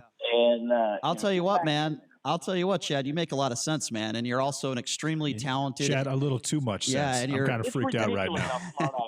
Well, I'll tell you what, man. You're an extremely talented and funny guy. I recommend anybody check you out tonight. It's going to be at Treasure Island, which is a great place to see a comedy show. Show starts at 10 p.m. There are still tickets available. Chad, I really do appreciate you taking some time to join us. Thank you so much, and hopefully we can have you on again sometime. You bet, guys. Thanks a lot, Chad. And for me, it's her cankles. There you go. Thanks, Chad. Thanks, Chad. Have a good one. There you go. That's Chad Prather. Very, very funny comedian, making fun of both sides of the aisle. I appreciate that. I tend to do that a little bit as well, but he seems to be a little funnier than me. Really smart guy. I really liked his take on Nancy Pelosi. I like his take on everything. That was great. I like his take on everything. I agree with everything he said. He's hilarious. All right, we're going to take a quick break. When we come back, we're going to get an update from Chris Wynn. He is out there at UNLV, a press conference about to start here momentarily regarding the new football coach. So we'll take a quick break. Be back right after this. Catch up with Chris. You are listening to The Vegas Take on the all-new 101.5 FM 720 AM KDWN. Hi, I'm Raymond Denon, Vice President of Optima Tax Relief. If you're in debt to the IRS, there's a lot you need to know. Starting with rule number 1, don't mess with the IRS. They can garnish your paycheck, levy your bank accounts, even take your home or business. That's all true. But it's also true that there's a way out. It's called the Fresh Start Initiative. It's one of the biggest breaks the IRS has ever offered. If you qualify, you could save thousands, even tens of thousands. Nobody knows this program like us, the experts at Optima Tax Relief. We have an A-plus rating with the Better Business Bureau, and we've resolved over $500 million in tax debt for our clients. We'll stand between you and the IRS and fight to get you the best deal possible. Don't mess with the IRS. For tax help you need, for tax help you can trust, call Optima for a free consultation. Call 800-375-2922. 800-375-2922. 800-375-2922. Optima Tax Relief. Some restrictions apply. For complete details, please visit OptimaTaxRelief.com. At Aaron's, we love the holiday spirit. The kindness, the giving, the sharing. For us, that spirit has no season. It's always there, and those doing good all year round. That's why we approve good people other stores won't. Your credit isn't the best? Okay. Need more time to pay? Let's work it out. Want flexible payment options? Sure. Lease to own top brands. Delivery is free. Because good people always deserve better. Aaron's. Easy, beautiful, affordable. Do you know that mortgage rates have plummeted to a 3-year low and are nearing historic lows? At the same time, home values have gone up roughly 50% in the last several years. However, they seem to be peaking now. Maybe it's time to put that equity to work by paying off high-rate credit cards, personal loans, or remodel your house. Hi, I'm Wesley Hoagland with Westland Financial. Let us put you in a position to do any of these things with no closing costs. That's right, nothing's rolled into your loan, whether it's conventional, FHA, or VA, will pay your title, settlement, lender, and recording fees. Maybe you just want to lock in a lower rate or refinance out of paying mortgage insurance. All it takes is a 5-minute phone call to see how we can save you thousands of dollars a year. So call Westland at 888-455-3669. It's the biggest no-brainer in the history of mankind. Call us at 888-455-3669. 888-455-3669. That's 888-455-3669. NMLS number 3304. Not all loans apply. Equal housing lender. Looking for that perfect new piece of furniture for your home? A New Concept Furniture is the place to start and end your search. They'll beat any price on the internet, and they're here locally, so you can feel what you're buying first. Go to A New Concept Furniture today at 4255 South Grand Canyon to see for yourself the slick, modern, shiny store that mirrors our shiny city. A New Concept. Check out their showroom or call them at 702-570-2240. That's 702-570-2240. Mark Levin, weekdays 3 p.m. to 6 p.m. Now back to the Vegas Take on 101.5 FM, 720 AM. KDWN. This is the kangaroo court that we're talking about.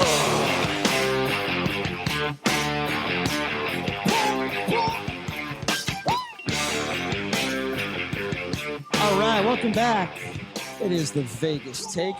Nothing like a little Rage Against the Machine to get you going around lunchtime. Glad you could join us. Been a fun show. And as I mentioned, coming up here in just a few minutes, it is going to be the press conference live with new UNLV football coach, which is Marcus Arroyo, friend of the show. Our very own correspondent, Chris Wynn, is out there at UNLV getting ready. Chris, set the scene for us. What's going on? Brian, JD, what's going on? Pretty festive and upbeat atmosphere, obviously, here at the brand new Fertitta Football Complex. As we're about probably about 5 to 10 minutes away from the introduction of Marcus Arroyo as the new head coach here at UNLV. It is, I'll tell you, there's probably not a more impressive complex here in the country as far as a welcoming matter. And actually, Andy Grossman's about to speak right now up on the podium, so it's quieting down. So, hey, Chris, how's the spread? Not great. Oh, that's questionable. All right, Chris. Well, we'll let you go. Even though that was a wonderful question, we'll let you go. And Chris, we will catch up with you at the bottom of the hour. Okay, so we'll get an update for you. Have fun at the press conference. It's good stuff. Yep. I mean, I'm actually back now, so I can. Oh, you're okay. I didn't want to. I didn't want to disturb. How many people are there? It's a good sized crowd. We're thinking about probably about 200 to 300 at least. And I don't know if you guys have had a chance to tour this complex, but it is pretty impressive from the weight room to all the officing, and every single monitor has a welcome Marcus Arroyo screen up like all across this. So you walk through the complex and you go by the massive locker room and also the massive weight room, and it has his name everywhere here. So it's pretty impressive the welcoming committee and such. But it's still going to be interesting to see what he has to say, and also obviously what Desiree Reed-Francois has to say as far as the hiring of this offense coordinator from Oregon.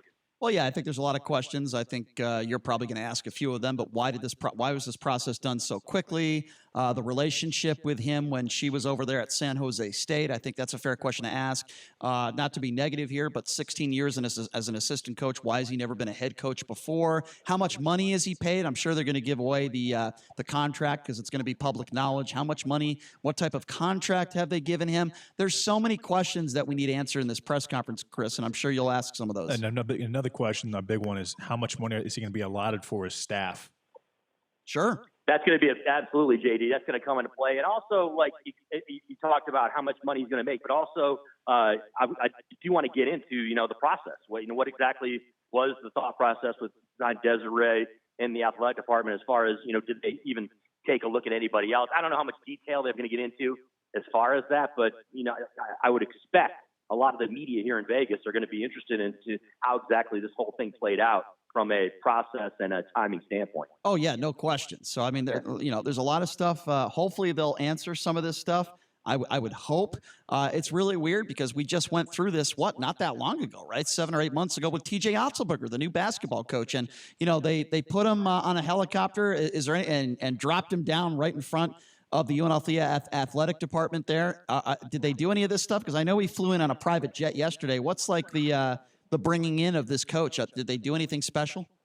Well, it's going to be a little bit different, I think, because I haven't yet seen him in the room. There's a ton of media and a lot of alumni, former players that are here, but it's not set up the same way that T.J. Otzelberger's press conference, right, where you had the open air area there where you could actually put a chopper down and then just walk him in. It's in the back corner of the complex. There's not really an area to do that, so it's going to be interesting to see how they do present him, to the media and to the alumni and to the former players here. Yep. Because of how it's set up here with the Fertitta football Sure. complex. Well, Chris, we're glad we're out there and we got you're out there and we got some good news for our listeners. We are going to be covering this press conference that's going to be starting momentarily. We are going to be covering it live here on the Vegas Take. And then, Chris, we will send it back to you after this press conference to give us a little bit of reaction, okay? Sounds good. All right. Thanks, Chris. Appreciate it. Yeah, Appreciate thanks it. a lot, Chris. That is Chris Wynn. I am sorry to hear, JD, that there's not a lot of good food there at this press conference. That's disappointing. I had to ask that question. I understand. 'Cause that's the first thing he looked at. I understand. I would have done the same thing. That's fair. That's a fair question. It's a fair question. But anyway, we appreciate Chris out there. We are going to be covering this press conference, announcing the new UNLV football coach in the press conference, Marcus Arroyo. We'll be covering that live when we come back. And we will get some reaction on this, too. This is big news. UNLV football, new head coach, first press conference. So we're going to take a quick break, and we will be back after this and deliver you this press conference live. You're listening to the Vegas Take right here on the all-new 101.5 FM, 720 AM, KDWN. The only FM news talk station in the Valley. 101.5 FM, 720 AM, KDWN, Las Vegas. A Beasley Media Group station. Articles approved. Trade deal reached. I'm Mike Moss.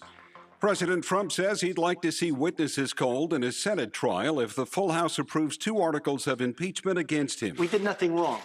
So I'll do long or short. I've heard Mitch. I've heard Lindsey. I think they are very much in agreement on some concept. I'll do whatever they want to do. It doesn't matter.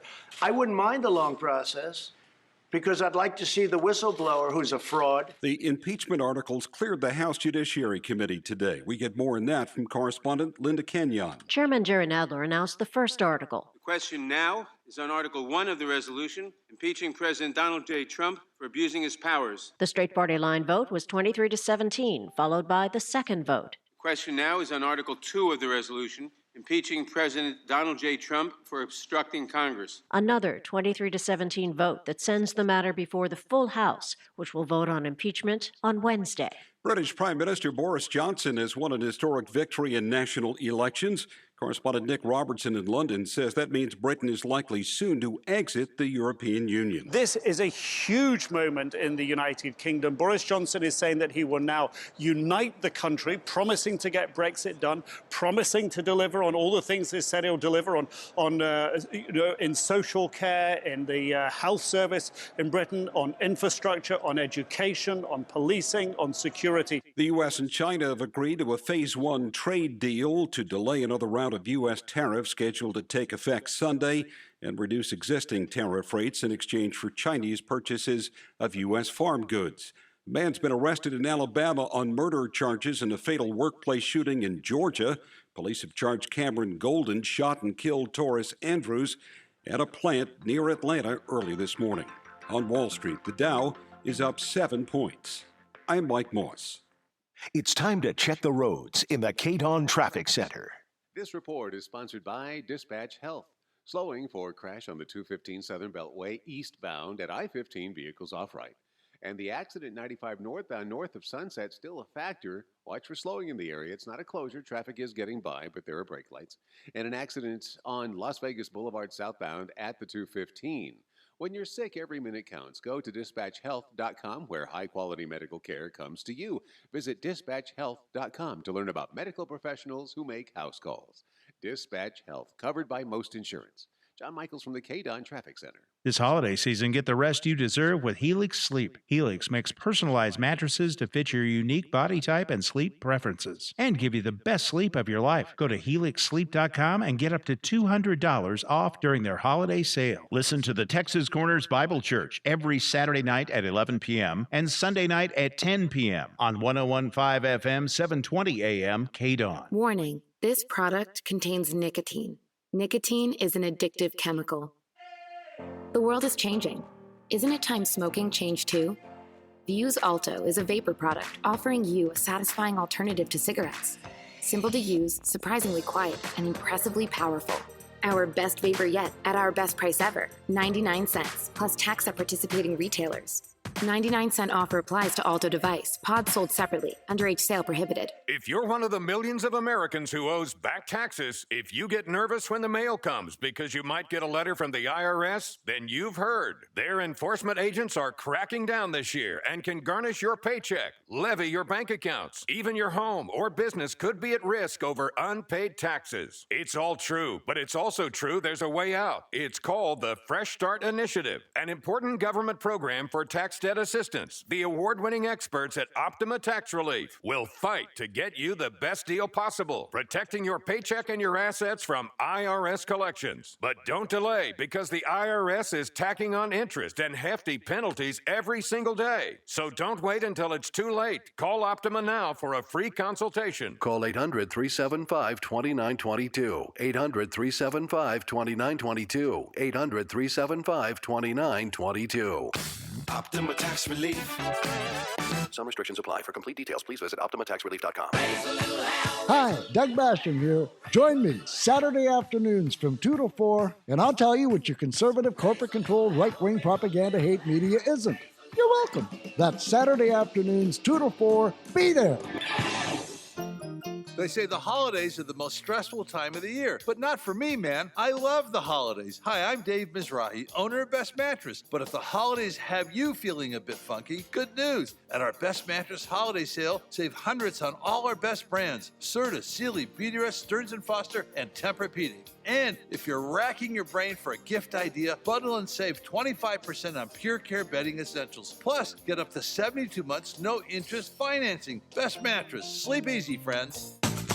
I'm attorney Glenn Lerner. Some people don't want to hire a lawyer after a car wreck because they feel sorry for the person who hit them. They think the at-fault driver will be the one who actually has to pay. I'm Kevin Rowe, and the truth is, in most cases we handle, the insurance company pays for the at-fault driver's lawyers, court costs, settlement, or verdict. The at-fault driver doesn't pay anything. In court, the jury is never allowed to hear this. Hurt in a wreck? Need a check? Call Lerner and Rowe. Lerner and Rowe is the way to go. Call 877-1500. Scott Guido, managing attorney. Kevin Rowe is only licensed in Arizona, New Mexico, Oregon, Washington, and Illinois. Does your child love math? Do they just love math so much that once they finish their homework, they want to work on extra math problems just for fun?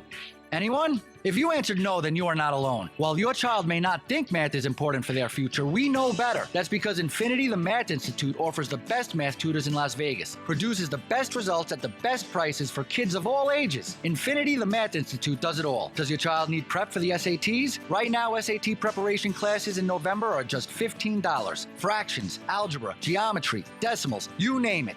Plus, Infinity offers homeschool programs, free seminars for parents and students. And whether your child is transitioning from elementary school to middle school to high school, or preparing for college, Infinity can help. Classes are filling up. Call us now to find out more. 702-768-1777. That's 768-1777. You want the best results for your child? One call to Infinity can have a huge impact on your child's future. Call now. 768-1777. Tell them the Vegas Take sent you. 1015 FM, 720 AM. KDWN, the talk of Las Vegas.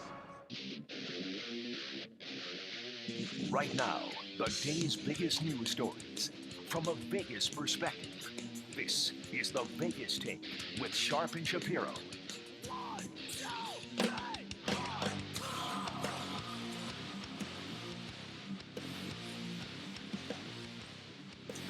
All right, welcome back. It is the Vegas Take, rolling out the red carpet here for hour number 3, literally. Or at least that's what UNLV is doing, because momentarily here we're going to be going straight live to the press conference in the Fertitta Complex at UNLV as they are introducing their new football coach, which is Marcus Arroyo. You know, we've been talking about it all week. Certainly, this is a day to celebrate.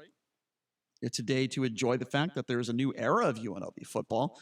At the same time, I certainly have, and I think many of us that follow the UNLV football program, we have our concerns about this coach. And I think it's fair to have concerns. I mean, you take a gamble when you hire any coach, but particularly a coach that has never been a head coach at the D1 level before. And this guy, Marcus Arroyo, has been an assistant coach, offensive coordinator at Oregon, a former quarterback at San Jose State.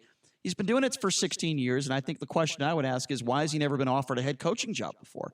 I think that's a fair question to ask. Is he going to be able to recruit at a high level here? He certainly has the facilities to do it.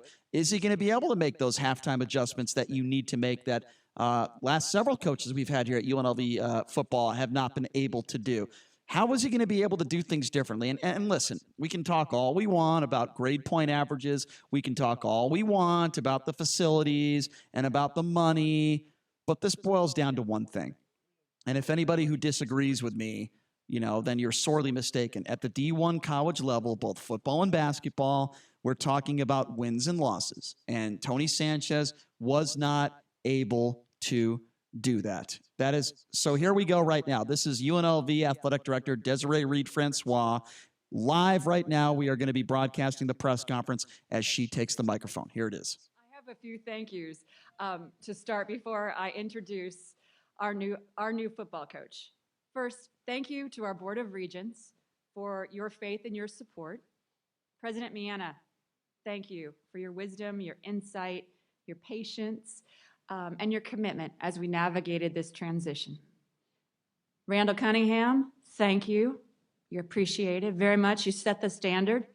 Michael Lombardi was also very helpful in this. And thank you to both of you, but thank you to all of our former letter winners and the staffs who set the foundation for our future success. To our current student athletes, you've given so much to this program. You gave me feedback on the head coach and what you were looking for in that candidate profile. We worked our absolute hardest to find a coach who embodied those characteristics. And like you, we found someone who is smart, who is tough, and determined. Our athletic department staff, your teamwork, your dedication, your willingness to go the extra mile truly inspires. Thank you. And a special thanks to Eric Nepomuceno, Megan Caligieri, Andy Grossman, Marcus Bowman, and John Gladchuk. Thank you for your insights and your work throughout this process. Finally, my family, thank you for your patience. And Jackson Francois, you are the best researcher I know. As soon as this is over, you are hustling back to school. It was a competitive marketplace. We set out to find a leader and a teacher with the competitive drive, the energy, the intellect, and the caring to lead our young men to success on the field, in the classroom, and in their futures. We evaluated, we vetted, and we interviewed many qualified candidates. However, throughout the process, we kept coming back to a quarterback I met in 1998 and whose career I followed from afar as he prepared himself for a role just like this. I remember speaking with my brother after an emotional game against that San Jose State played against the then number 9 team in the country, TCU, with LaDainian Tomlinson, and remarking to my brother about our quarterback's resiliency and leadership. I have seen his character firsthand. He has prepared for this role his whole career in positions of progressive leadership. He is a student and a teacher of the game, learning from some of the best, beginning with Coach Walsh and Coach Ralston. He knows the West and is one of the country's best recruiters. He creates relationships with his student athletes that last well beyond their playing days. He has the character to lead, the energy and the will to build, and the passion to galvanize. He is supported in this journey by his wife, Kelly, herself a former Mountain West Conference student athlete, and their awesome daughter, Cruz. Please join me in giving a huge welcome to UNLV's new head coach, Marcus Arroyo.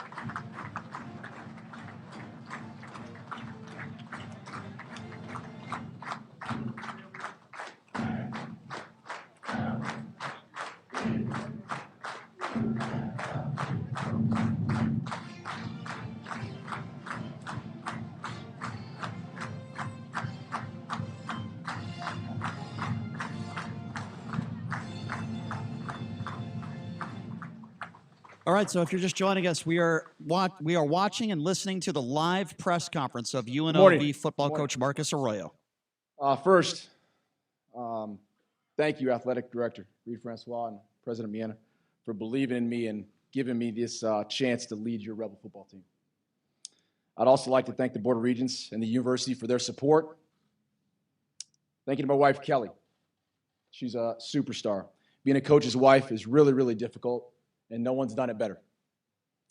My daughter, Cruz, we're on a new adventure, baby. And you're going to love being in this community. You're going to love being a little rebel, which is halfway accomplished already. I'll tell you, it's a funny story. We're flying in. Our first trip here to Vegas, her first trip to Vegas, is a lot different than my humble beginnings. I looked over at her flying in on the plane the other day, and she's looking out the window at Vegas and looking at some of the sights and sounds I remember about when I was her age, driving across from Northern California, a little town of 1,000 people in Colfax, all the way to Arizona, where my dad now lived, in the bench seat next to my brother and my dad of a 72 Primer El Camino, listening to Bonnie Raitt and Santana. Very different ride here this time. My family, my in-laws, have been great and supportive of this coaching journey from coast to coast the last 16 years. I can't thank them enough. Here we go. This is awesome. This is amazing. It's wild. Last night I got a chance to meet these guys for the first time, and I tell you, the most important part for me was they were my first meeting alone, and it was amazing. And I'm so fired up to be preparing for this job. I prepared for this job my whole life. The fact that I get to do it here at UNLV at this unique time in this community is amazing. My goal here is to build and develop a culture founded in accountability and toughness, and I told them that last night. And those two things will be at the forefront of everything we do and every decision we make. We have an important job to do with these young men, and at this stage in their lives, and I plan to completely engage in that mission. As a staff, we'll be committed to helping them grow academically, athletically, and socially. And the expectations for my staff will be set forth. I spoke to quite a few people in this process in regards to understanding what exactly they believe that takes and what I need to build in a high character, low ego, high output groups, what I'm going to put forth with you guys. okay? And those are the guys that we set out in front to help you with those expectations. We take our academics process very seriously in this program. It's one aspect of the student-athlete's life that we can measure achievement and success year-round. It's different than football. We only get 12 opportunities to really be gauged, but your academic endeavors over the course of your career here can be measured throughout that, and that's important. Athletically, I plan to surround you with an outstanding coaching staff, great leaders that will push players, love our players, and support our players in every aspect of their collegiate level. Socially, we'll be here for them as they develop into a great human being during their college career. That's important to me. The human aspect will be at the forefront of a lot of things we're going to do, sitting down and developing as people, hearing their story, sharing ours, and getting to know each other. We'll guide them to make good decisions and represent their family and our football family in a manner everyone in the Rebel Nation can be proud of. Rebel Nation, we will win. We'll recruit at a really high level. The goal is to compete for championships. We'll block out the naysayers. Together as fans and city and administration and press, we'll do that. We'll build a winner that will last. The enthusiasm and passion in this community is contagious right now. It drew me to this job. I know the blueprint for success at UNLV, and I wanted this job from the jump. I made it a point to come get it. I wanted to be here in a leadership role, and I can't wait to be with my team on an individual level and get to know them. Last night was the first step. I love just looking them in the eye, shaking their hands, seeing their demeanor, and getting ready to hear their story. I got to earn their trust. I got to re-recruit the ones that are here and recruit our tails off for the ones that aren't. I told them this last night, the 2020 season for them started last night in our meeting. Their decisions at the end of finals here, moving into their break, will be a determining factor in our success in the first stages of this. I know they're excited. I know they're anxious. Shoot, so am I. But that's the beauty of it all, the process of doing something amazing together. My belief is nothing's done or accomplished successfully alone or by myself. I recognize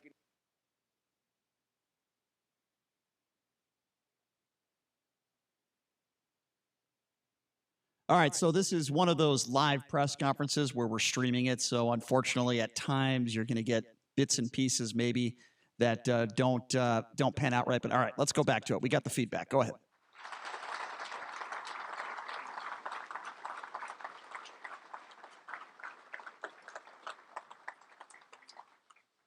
I think we'll start with some questions.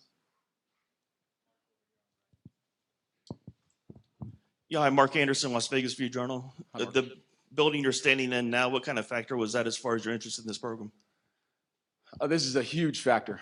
I think that a lot of things that are going to give you a chance to be successful in today's landscape have to do with, number one, where your feet are planted on the community and where your feet are planted within your academics, where your feet are planted within your service of the school, and then obviously the building that kids get to be in the most. And this building is nothing short of amazing. I've walked it, candidly, about 3 times in the middle of the night, locked myself out a couple times too, and have navigated how to get back in. It's not easy, so it's secure. But I've been at a lot of places. I've been at a lot of places coast to coast. I've been in places that many would assume would be the best of the best. This is nothing short of amazing. This is what will bring great athletes here. This is what drew me here. This is what drew me in many ways, as you said here, was the ability to bring kids here and be able to work in this environment. That's it. Sweet.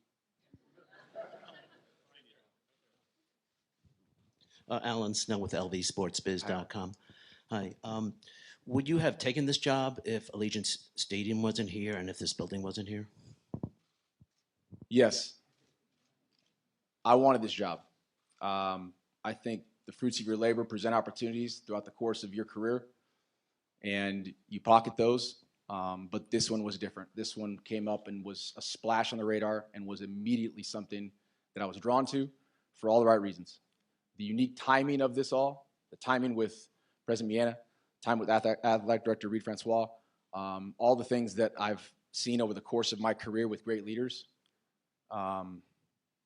made me understand what is needed and what's available, what it takes to be successful. And it just so happens we have a brand new stadium that's unbelievable. I think it's great, and I think that's going to be an added component to it. Hi, Coach. John Castanino with the Rebel Report. Hi, John. You mentioned obviously the community, and the community is transformational right now, not only in the sports realm, but just the community as a whole and its reputation globally. So not specifically talking about sports, but where do you and your program feel like you fit in the transformation of the city? You know, I think you mentioned, you kind of hit some of the answers. I think just the vibrancy that's happening right now, you can feel. It's palpable. It's contagious. A lot of people from afar view places that we coach in this world, athletic environments, as ways of such that they think they've got a feel for it. Until you get there, and unless you know the landscape, it's really hard to tell. When you land here, when I started asking people about this place, when I know the leaders that are behind it, and I start seeing facilities like this, and I start really putting my ear to the pavement, it was very easy to see that the community was a huge aspect of why this place is going in the direction it's in. It's eclectic, it's supportive, it's a sports town, it wants to be great. It's just really, really inviting. My family fits, that's a huge part of it. I mean, the ability for us to fit in a community, we're West Coast people, we're small town Northern California, we've lived everywhere on the coast, we've lived in big cities, and we've come to this place right now and realized this fits us perfectly. And this is an awesome opportunity and a great place that wants to be great, and I'm going to ask all hands on board. Coach Chris Matthews, KLAS TV here in Vegas. How you doing? Good. You talked a little bit about that blueprint. There's so many coaches for the last 20 years that have come here and failed, all different sorts of offensive coordinators, legends, hotshot OCs and so forth. What's kind of your blueprint? How will you succeed when all those others have failed? Yeah, I can't speak for everybody else. I think everyone at any program that I've been a part of that has even touched a program has had a chance to has made it a little bit better.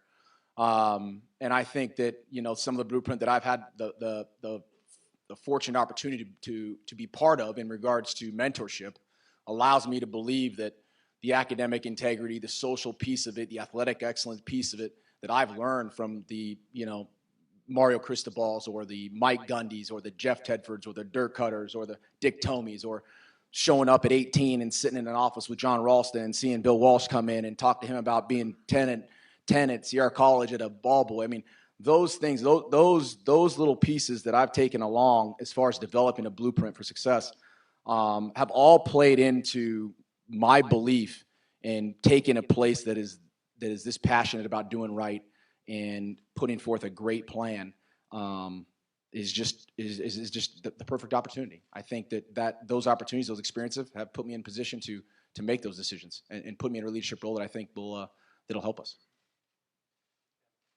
Kevin Bollinger, Fox 5 and the Red Zone, straight at you. As an offensive background guy, what type of offense do you envision running here, and will you have the players to implement that in year one, or will it be a work in progress over the next couple of years? Yeah, I think that my background's allowed me to kind of understand that you can sometimes believe, especially early in your career, that you can pigeonhole yourself into what you believe exactly is right for your offense. And it's evolved over the years, and football's evolved over the years. I think what we've moved for in the most current role that I'm in is a football team that's physical, that's tough, that runs the football effectively, that relies on some things that make defenses have to work a little harder, tempo and things of that nature. I think the play action element. I think that all the things that we're doing most currently with what we're doing on offense and what I believe in are things that give you a chance to be successful and really put your best foot forward offensively. And obviously the guys that I believe we're going to put in front of these young men to put them and lead them and teach them are going to have the same similar philosophy. Is what pieces do we have that work? And we're not going to try to put a square peg in a round hole now. We got to make sure we've got the elements that work, or we've got to go recruit them. But it starts with these guys right here. I know, I'm smart enough to know right now, we will win because of these gentlemen to start with. They're in the building, and they're going to go to work right now. And they want to. They're hungry. I could sense that last night. I've done this long enough to know. I've been in their seats and been in their shoes. But we're going to be an exciting brand of football that's tough and physical and plays an exciting brand of football. Coach Jesse Merrick, NBC Las Vegas, straight ahead. Hi, Jesse. Hey. As you take over this program, what's top of the list for you on your to-do list? These guys. Re-recruit these guys. Make them understand my plan. Get to know them. Hire a staff, a great staff. And it might be in the building already. I got an opportunity to sit down with these guys as soon as I get done here. I'm going to start sitting down with guys and start mulling things over. And then go out and find who I need to find, both as players and support staff, and whatever we need to do, and run that past my leaders and see if they support that. That is the first and foremost.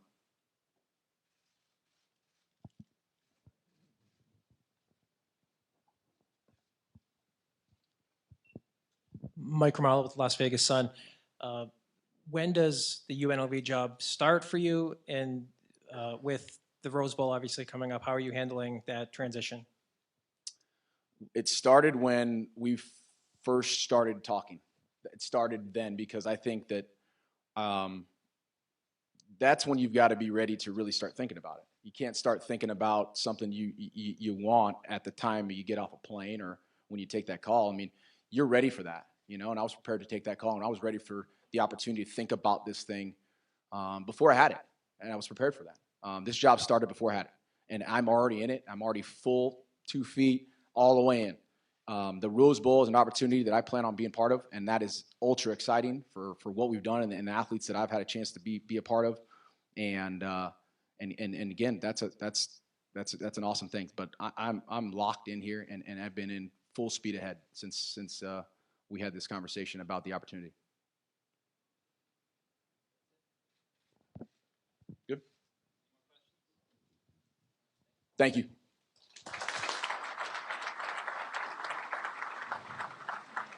All right, there you go. Live press conference with UNLV's new head football coach, Marcus Arroyo. I got to say, and we can turn that down now. We don't need the, thank you. I got to say this, one thing he said in this press conference, and look, he's saying all the right things. He's saying very similar things that T.J. Otzelberger said. Obviously, he's a smart guy. He's well-spoken.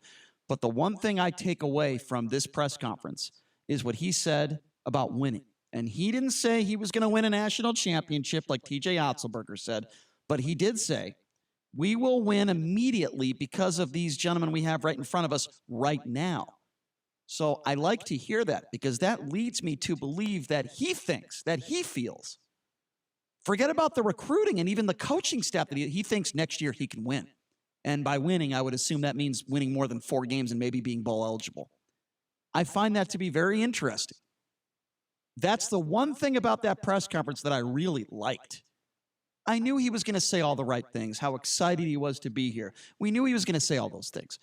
But he put a little extra pressure on himself, and I respect that, because he looked at everybody in the media and he said, I believe basically, and I'm kind of paraphrasing now, I wrote it down, but he basically said he believes right now he has the players to win next year.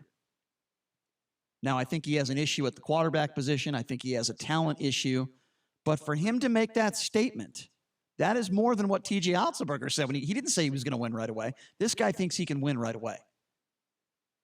That was the part of this press conference that I found interesting. Everything else was totally, you assumed what he was going to say, he said. And he did. He loves Las Vegas. This job he's been preparing for his whole life. I don't know if I believe him when he said he would have taken this job without the complex and the new stadium. I hope he's telling the truth. I don't know if I believe that or not, but we're going to get this guy on the show eventually. But coming up next, we're going to be joined by Chris Wynn, who is live there at the press conference. He saw the whole thing. So we'll get a little bit of feedback from him coming up next. You're listening to The Vegas Take. President Trump says he's gaining politically because of the Democrats' efforts to impeach him. My poll numbers, as you know, have gone through the roof. Fundraising for the Republican Party has gone through the roof. We're setting records. Nobody's ever seen anything like it, because the people are disgusted. Democrat Jamie Raskin, after the Judiciary Committee advanced 2 articles of impeachment. You feel the weight of the present, but you feel the weight of the past and the framers and the founders and everybody who's fought for our democracy and for voting rights. And you feel the weight of the future generations, our kids and our grandchildren. The full House will vote on the articles next week. The Senate could start a trial right after the holidays.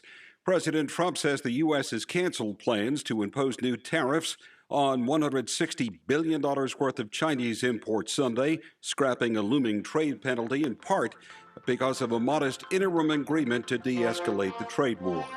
I'm Mike Moss. It's time to check the roads in the KDWN Traffic Center.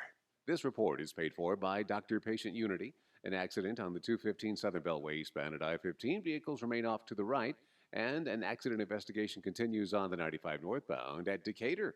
On the surface streets, an accident injury sustained reported on Charleston eastbound at I-15, and a crash on Las Vegas Boulevard southbound at the 215 Southern Beltway.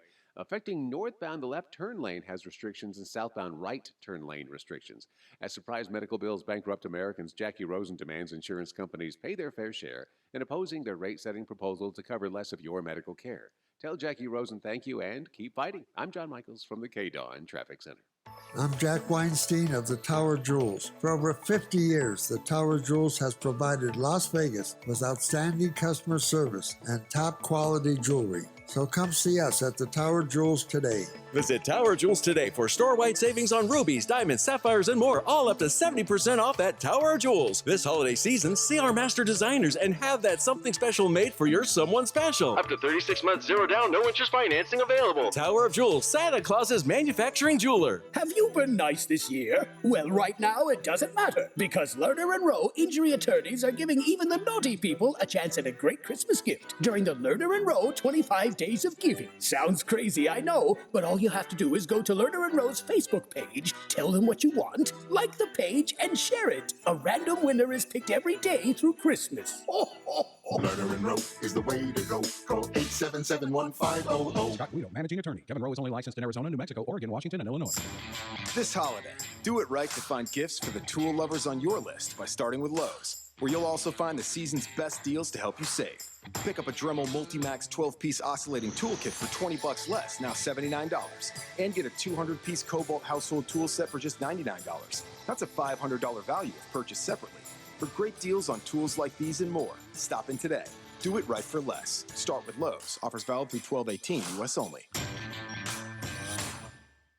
Looking for that perfect new piece of furniture for your home? A New Concept Furniture is the place to start and end your search. They'll beat any price on the internet, and they're here locally, so you can feel what you're buying first. Go to A New Concept Furniture today at 4255 South Grand Canyon to see for yourself the slick, modern, shiny store that mirrors our shiny city. A New Concept. Check out their showroom or call them at 702-570-2240. That's 702-570-2240.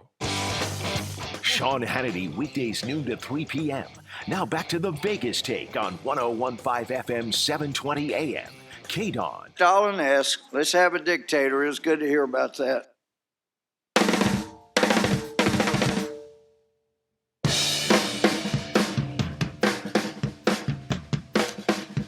All right, welcome back. It is the Vegas Take, Sharp and Shapiro. And if you've joined us this hour, you've been listening to the live press conference as UNLV officially announces at a press conference their new football coach, Marcus Arroyo.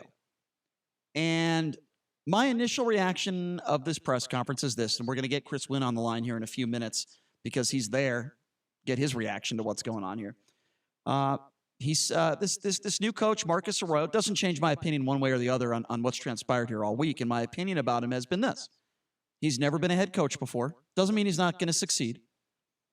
He's never been a head coach at the D1 level. That was the criticism of the last two coaches, being Bobby Hauck and Tony Sanchez. Sanchez never coached a lick in the college level. Bobby Hauck was a D2 head coach, and of course Sanchez was a high school coach. The one good thing about this guy is, yes, he has been an assistant coach at a very high level at the D1 position, but never been a head coach before. And I had that same criticism with Dave Rice when they hired Dave Rice for the basketball program. Never been a head coach before. Didn't work out.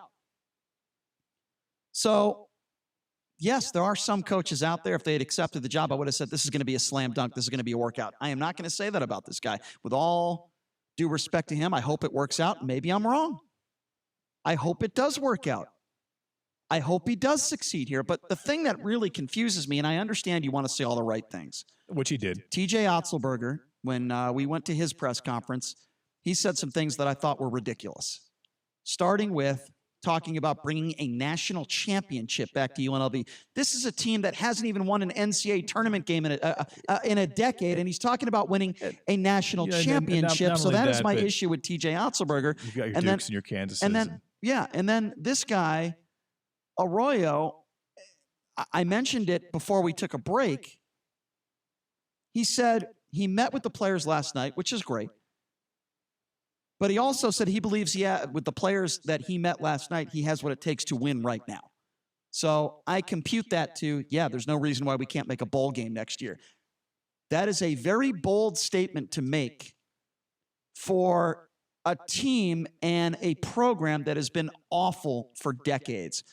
I didn't like the fact that he said that. A part of me is like, oh, he's putting more pressure on himself. But now that I think about it, is that really giving you enough time? Well, and then he also it stated 5 or 10 minutes prior to that he had just met those players last night for the first time. Yeah. Well, so that's a pretty quick assessment without watching. I mean, I'm sure he's watched some game, Phil, but without having practices, et cetera, it just seemed like kind of a coach's big thing to say. Yeah. Well, we're going to find out some more information about this process and how much money he's getting paid. I'm sure they gave out that information at the press conference. We'll talk to Chris Wynn in a little bit. But why don't we take some phone calls from you guys out there? What do you think about UNLV football's new head coach? We just played the press conference for you, Marcus Arroyo, the new coach at UNLV. What are your thoughts? Do you agree with me? Should there be some concerns, or you think this is a slam dunk touchdown of a hire, so to speak? 257-5396 is the number to call. Again, if you want to be a part of the program, give us a call right now. 702-257-5396. And of course, next week, I would imagine we are going to get Coach Arroyo on the line, and we'll love to talk to him. What do you guys think out there? 257-5396. Why don't we start off with Chuck? Chuck, thanks for calling in. What do you make of this? Yeah, I just kind of was he the only guy they interviewed, or was there a bunch? And I didn't see a list. That's a very, very. It was awful quick. I got to tell Chuck. I got to tell you, if I was at that press conference, that would have been the first question I would have asked. And I promise you this, Chuck, if and when we get Francois, the athletic director, on the line, that is one of the first questions I will ask her. You are absolutely right. This was a really quick hire, really quick. Usually it's involved, and No, you're right. You're right. I agree, and that raises some concerns, does it not? Oh yeah, wow, they have a head coach. How do you hear any other ones or? Especially after they fired Tony Sanchez 2 weeks prior to the season ending, then you don't really interview anyone. Within 2 weeks, you've got a coach who doesn't have any head coaching experience from a school that is a winning school. But again, you've got Nike and you've got all that swag and all those products that it's okay to give these players. And you've got Autzen Stadium, and it's just you've got a whole different environment than you've got at UNLV. And this coach, he hasn't had to make any second half adjustments. Yep. He's an offensive guy. He has zero head coaching experience when he's at a disadvantage with talent, and that's what's going to happen here. Yeah, Chuck, I promise you, my friend, when we get Francois on the line, hopefully we'll get her on next week. I promise you, I will ask that question for you. Okay. Thank you. All right. Yeah, thanks a lot, Appreciate Chuck. the call. Thank you.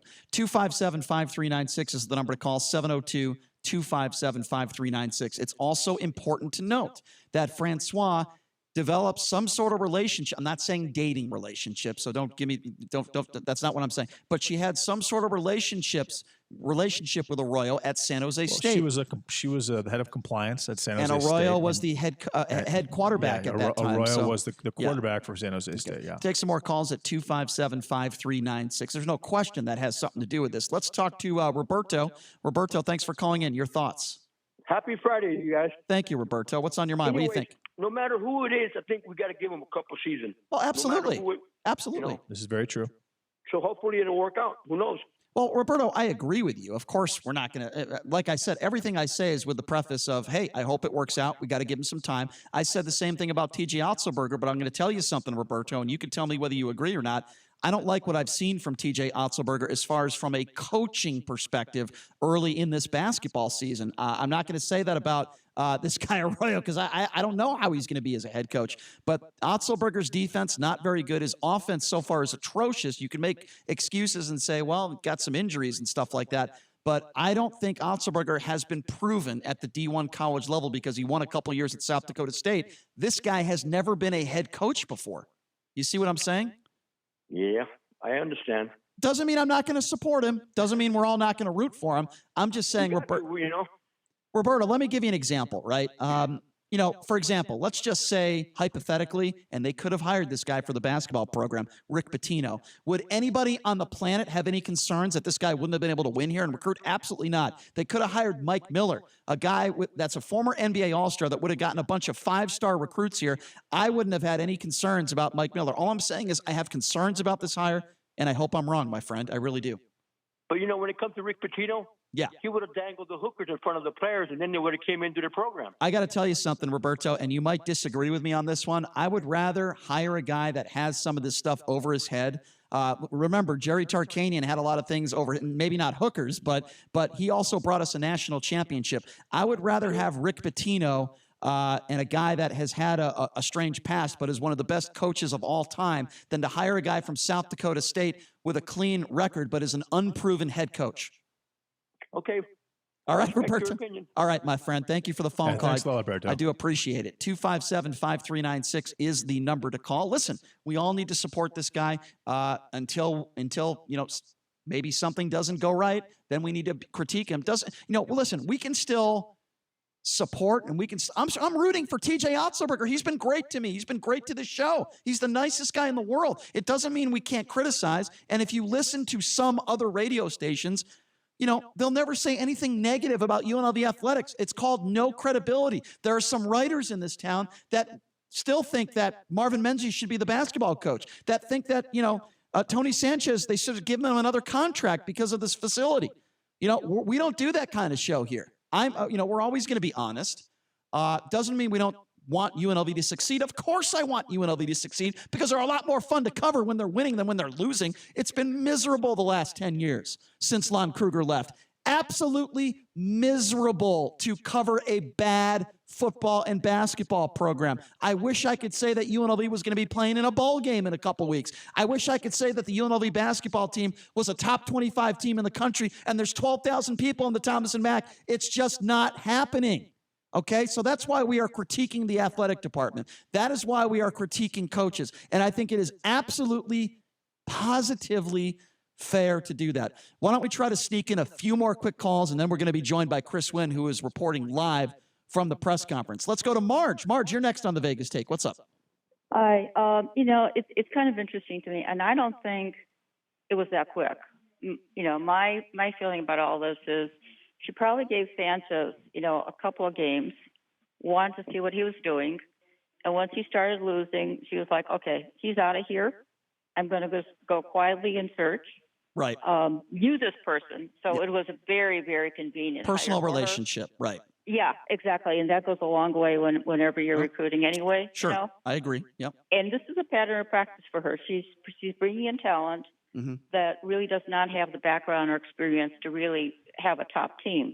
But she gets out of situations this way very easily. And the other thing that I kind of laughed about is when she was doing her introductory comments. Yeah. I felt like we were at the Academy Awards or some award ceremony. I mean, why is she thanking her husband? Yeah, it's bizarre. I agree. mean, that was crazy. It all sounds the exact same. It was Marge. It was the exact same speech she made when she introduced TJ Otzelberger. He came in on a helicopter. Yeah, Marge, that's a very good point. That's a very good point. I don't know why you keep you're doing your job. Why do you have to thank your husband? You hired a coach. I don't know. That was a little weird. I can see some of the management, know. But I agree. Then again, this personal thing, that made no sense. Well, very Marge, scripted. She almost sounded like a politician. Marge, always good to hear from you. We appreciate your phone call. Thank you. Marge. And by the way, if TJ Otzelberger does win a national championship, or let alone wins some games in the NCAA tournament, then she can start thanking her husband because it was a great, accomplishment. If this new coach, Arroyo, gets to a bowl game within a couple of years, then she could start do some acceptance speeches. But all she's done right now is hire a couple coaches. And, the basketball thing not working out so far. It's early. Let's take one more quick phone call, then we'll go to Chris Wynn. Let's go to Paul. Paul, what do you think about all this? What's up, Paul? Hey, guys. Hey, the way I feel about it is UNLV is not like a hot destination for top-notch coaches. So this guy, he led a highly ranked offense. He was the offensive coordinator. So, he could turn out to be the next big thing. And again, of course, and honestly, there is no slam dunk for coaches because if they were able to get Bill Belichick to come to UNLV, they're not winning the national championship. What about Gruden? What if they hired a guy like Gruden? Wouldn't that have been a slam dunk? Yeah, but I think he already has a team. No, he wouldn't be a slam dunk either. It would be great because I'm a Raider fan, but they have to build it, and they say he's a great recruiter, which is important. He's got a stadium to use as a new recruiting tool. He's young. He's not one of those old, cranky-looking old guys. Well, he's definitely not. You're right about I that. think he would relate to young guys. I tend to agree with you. We don't know what the future holds. Nobody does. I'm only telling you my concerns, Paul. I appreciate your positivity, and you might be right. My concerns are he's never been a head coach before. There is a big difference between being an offensive coordinator and being a head coach. Doesn't mean he's not going to succeed, and it doesn't mean that there are not other former offensive coordinators that haven't turned out to be great head coaches. All I'm saying is this is an extremely difficult job. This team has been horrible for decades, and I'm not sure, and I'm very skeptical to think that this young and up-and-coming coach is going to turn the UNLV program around. I hope I'm wrong. That's all I'm saying. Well, hopefully he will. And as far as the press conference goes, yeah, I have never seen the lady. She's the athletic director, I suppose. Right? Is that right? Yes, Francois. The announcement. Yes, correct. I gotta admit, man, she's very attractive, and what she seemed to me was like a Disney girl that just accepted the homecoming queen. Maybe she's dating this guy. No, I'm just kidding. I don't know. Paul, I'm telling you, man, they'd be a good match. Possibly. I don't know if her husband and his wife would like that, but maybe you're right. You never know. You never. Hey, Paul, we're in Las Vegas. You never know. All right. Appreciate the call, Paul. Thank you. Good call, Paul. Appreciate your comments. All right. So we got a guy on the line right now. He joins us every Wednesday on the show. He's been covering UNLV for years, and he was actually at the press conference. He's still at the press conference right now. That is our correspondent and our co-host, Chris Wynn. Chris, what's going on? What's up, Chris? Gentlemen, good to talk to you again. Of course, it'd be an understatement to say that it is a upbeat and optimistic atmosphere here, obviously bringing in a brand new head coach, someone from a Power 5 school, and that's exactly the case. Marcus Arroyo just recently announced as the new head coach here at UNLV, and he talked, you guys have just been mentioning, of course, the facilities and what the expectations are. He was talking about it in his press conference, and I think you guys ran it, right? You ran the complete press conference in his comments. So you heard the facility was a major factor to bring him here. I mean, it is. But Chris, can I interject, Chris, and ask you something, because I want to get your reaction. One of the he said all the right things. Same thing that TG. He said the things that we all expected him to say. But here's something I didn't expect him to say. He said that looking at the men that are in front of him right now and the players that he met last night, he believes he has enough to win right now. I was a little surprised to hear him say that. Did that surprise you? That surprised me, but you would expect that, right, from a coach coming in. It's his first head coaching opportunity. He's going to look at everything in the most positive light he can. So he's going to, look, you don't want to lose your locker room immediately right off the bat. So he's going to unload a lot of positive aspects as to what he has here. Now, we all know the reality, and JD touched on it yesterday on the show. It's going to be about his recruiting ability. What's he going to be able to do?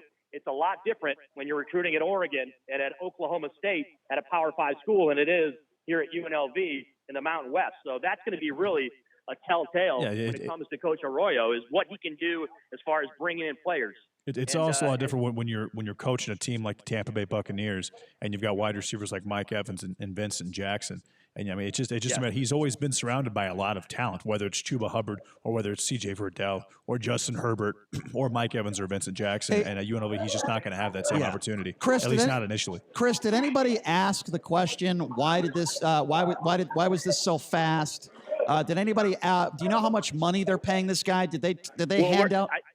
I would expect we'll get the details on that. He just did a radio hit, and he's going to be doing a scrum with the rest of the media where we'll be able to ask more in-depth questions, I'm sure, right, Brian, than what was, obviously he was able to say in that press conference, and Desiree Reed-Francois as well, too. I also got some audio from Randall Cunningham, obviously arguably the best UNLV Rebel football player. Well, I have an announcement to make, and I have an announcement to make. Randall Cunningham will be joining us live on the show next week on Wednesday. So we'll get Randall. We will get a live interview with Randall Cunningham, obviously UNLV legend. Is that in studio or on the phone, bro? I believe it'll be he'll be calling in, and that'll be a lot of fun to catch. It's good that Randall is back around the program, by the way. So tell me a little bit about what the atmosphere was like there. Any other people that you recognized? I would imagine there's probably a lot of UNLV players that are there. And what did Randall say, by the way? Can you tell me, since you did interact with Randall Cunningham, what did he tell you? Yeah, he basically, in a nutshell, to kind of round it out, he talked about his recruiting ability every place that he's been in college. Didn't really mention a whole lot of stuff about, his work in the NFL with the Buccaneers. But Randall Cunningham, from his perspective, I'm going to tell you, Brian and JD, he is fired up about this hire with Marcus Arroyo. And he mentioned how Marcus Arroyo told him, look, I have an open door policy. And Randall said, you know what? I'll be taking you up on that. So, careful what you wish for, Marcus Arroyo, because Randall's, you mentioned Brian, obviously, it appears that he's going to be much more involved with the program than he has been in the very recent past. Apparently, that's a green light for Randall Cunningham to be much more involved. And Coach Arroyo says, hey, my door's open, and he wants to hear from legends like Randall. And, of course, friend of the show, Caleb Herring, actually is right now talking to Randall Cunningham about 5 feet away from me. So it's reasonable to expect the alumni to get fired up when you bring in a coach after, it's been, 20-plus years since this team has really been relevant when it comes to college football. And it was a festive atmosphere. I'm not going to lie. Both JD and Brian, it was, that's the way it's going to be, though, right? I mean, everyone's going to have an optimistic look. They're going to be upbeat as far as what the expectations are. But he's going to have to hit the ground running, and we'll see exactly what he's able to do. Listen, I'm sorry. From a recruiting standpoint, yeah, you're right. Building a program. I agree with everything you said, Chris. But you and I have been in this town 20-plus years. Look, I'm sorry I have this attitude. If people want to knock on me for having this attitude, I'll tell you why. But I will believe it when I see it. I will believe it when I see it, when this team actually wins. And I don't care who's coaching this team, but, the bottom line is this is a difficult job. We're talking about making bowl games and turning this thing around. Yeah, it's going to be an easier job because of the facilities. There's no question about that. But again, this is a guy who's never been a head coach before. It doesn't mean he won't be successful, but he's never been a head coach before. And if it doesn't work out, to me, that is the reason why, because they hired somebody who has never been a head coach. I hope I'm wrong. I hope he makes a bowl game next year. I hope he proves me wrong. There will be nobody more happier than me covering a football team that actually is a winning program. And I will talk to Desiree Reed-Francois. She's going to be doing also a scrum here pretty soon. So again, like I pointed out, with Coach Arroyo, we'll be able to get more in depth as far as like the details, right, Brian and JD? Absolutely, The money situation, as well as the timing. Why did this have to go down so quickly? Like it was it was as if Coach Arroyo had 15, 20 other head coaching offers, and they had to pull the trigger right away with him. So we'll see exactly what the situation is regarding that, and how the approach was as far as the UNLV athletic program and the hiring of Coach Arroyo. And see when do us a favor and take some pictures of that Fertitta complex we can put up on our Twitter page. Yeah, absolutely. I'll be live. I'm already all over that, JD. Good. It's a pretty sweet setup here. I'm not going to lie to you guys, man. It is from a locker room standpoint, from the weight room to all the aesthetics. They had all the cheerleaders out today greeting everybody at every entrance. I would have enjoyed that. I would have enjoyed that tremendously. That's a Brian Shapiro favorite right there. But they wouldn't have enjoyed it, Brian. They would have enjoyed it. They would have definitely not enjoyed it. Well, Chris, I don't want to keep you from your work, my friend. Go out there and talk to Francois, get some more information for us, and we will discuss all that on Monday. Chris, great job, my friend. Thank you for being out there for us, and have a good weekend. All right, take care, guys. All right. Thanks a lot, There Chris. you go. That's Chris Wynn, correspondent Chris Wynn. No, not Dan Rather or Tom Brokaw. Correspondent Chris Wynn out there covering it. Okay, I thought he sounded good. He did a great job. He sounded very good. So listen, you could have, and again, people are going to say, well, Brian, you're being negative. I want this team to win more than anybody, but you can have all the best facilities in the world. Okay. You could even have all the best recruiters in the world, recruiting top talent. Doesn't mean you're going to win. It's funny because at San Diego State, their offense is atrocious, but they're so good defensively that they make bowl games every year. There's something that program does consistently that is so impressive. I think that's where UNLV wants to strive to be. Do something really good. And if you can do something really good, then chances are you might be able to turn this thing around. 257-5396 is the number to call. 702-257-5396 if you want to ask us a question or you have a comment on this new UNLV football hire. Let's go to Brian. Brian, you're next on the Vegas Take. Go ahead. What's up, Brian? Hey, guys. Hey, JD. I have a challenge for you guys. First off, I want to say yesterday's Terry Fader interview was one of the best you've done. I was driving around town. I almost ran off the road when he was telling the story about doing it from the luggage at the airport. Oh, my gosh, that was hysterical. He's a funny guy. I appreciate that. He's going to come in studio for us, too. He's a great guy. I heard that. I was just going to say that. I can't wait to hear that one. Thank you. And also the Brian Kilmeade interview that you did was absolutely wonderful. Wow, this is like a love fest, Brian. I'm blushing. You know, I want to give you your dues when Yeah, you do it, because now I'm telling you, you're an excellent interviewer, and I appreciate both that. Both of you guys were excellent on both of those interviews. It's Feelings Friday, Brian. Feelings Friday. Well, Brian, yeah, baby. I have a challenge for you both. Okay, what's that? Since you talked about the movie yesterday, Clint Eastwood movie, I have a movie I'd like to challenge you guys to see before it leaves town. It's only playing in one theater, and that's at the Regal Village Square Theater out in Summerlin. It's called No Safe Spaces. Ooh. By Dennis All right, I'll tell you Corolla. what. I am going to, Brian, I apologize because I'm up against a hard break, our show, but I'm going to tell you what. Do me a favor. Call us again on Monday when I have a little bit more time to talk to you and tell us a little bit about that movie. Fair? Cool. Okay. Right. Thanks, Brian. I might not be around then, but I will. Well, all right. Fair. Please call us Monday because I'm up against a weekend break. We got to go, folks. It's been a fun show. Check us out. Thanks for the call, Brian. Thank you, Brian. The website is thevegastake.com. Check that out. We're also on YouTube, the Facebook page, The Vegas Take, and, of course, Twitter at The Vegas Take. Thanks for joining us, everybody. It's been a fun week of shows. Everybody have a fantastic weekend. We will see you on Monday. Sean? So what would you do with an extra $500 a month in your budget? $500. This isn't hypothetical, by the way. This is something you may need to think about very soon if you decide to become a member of MediShare. MediShare is a way to pay for your health care, and typically it costs $500 less per month for a family versus other healthcare plans. So seriously, think about this. You could pay off loans, pay down a mortgage, save the money for retirement, donate to charity. That would be a big deal. But you know what? Here's the best thing. MediShare works. It's a Christian healthcare sharing ministry with 400,000 members. They've shared over $2 billion in medical bills, so they can help share your needs too. And with MediShare,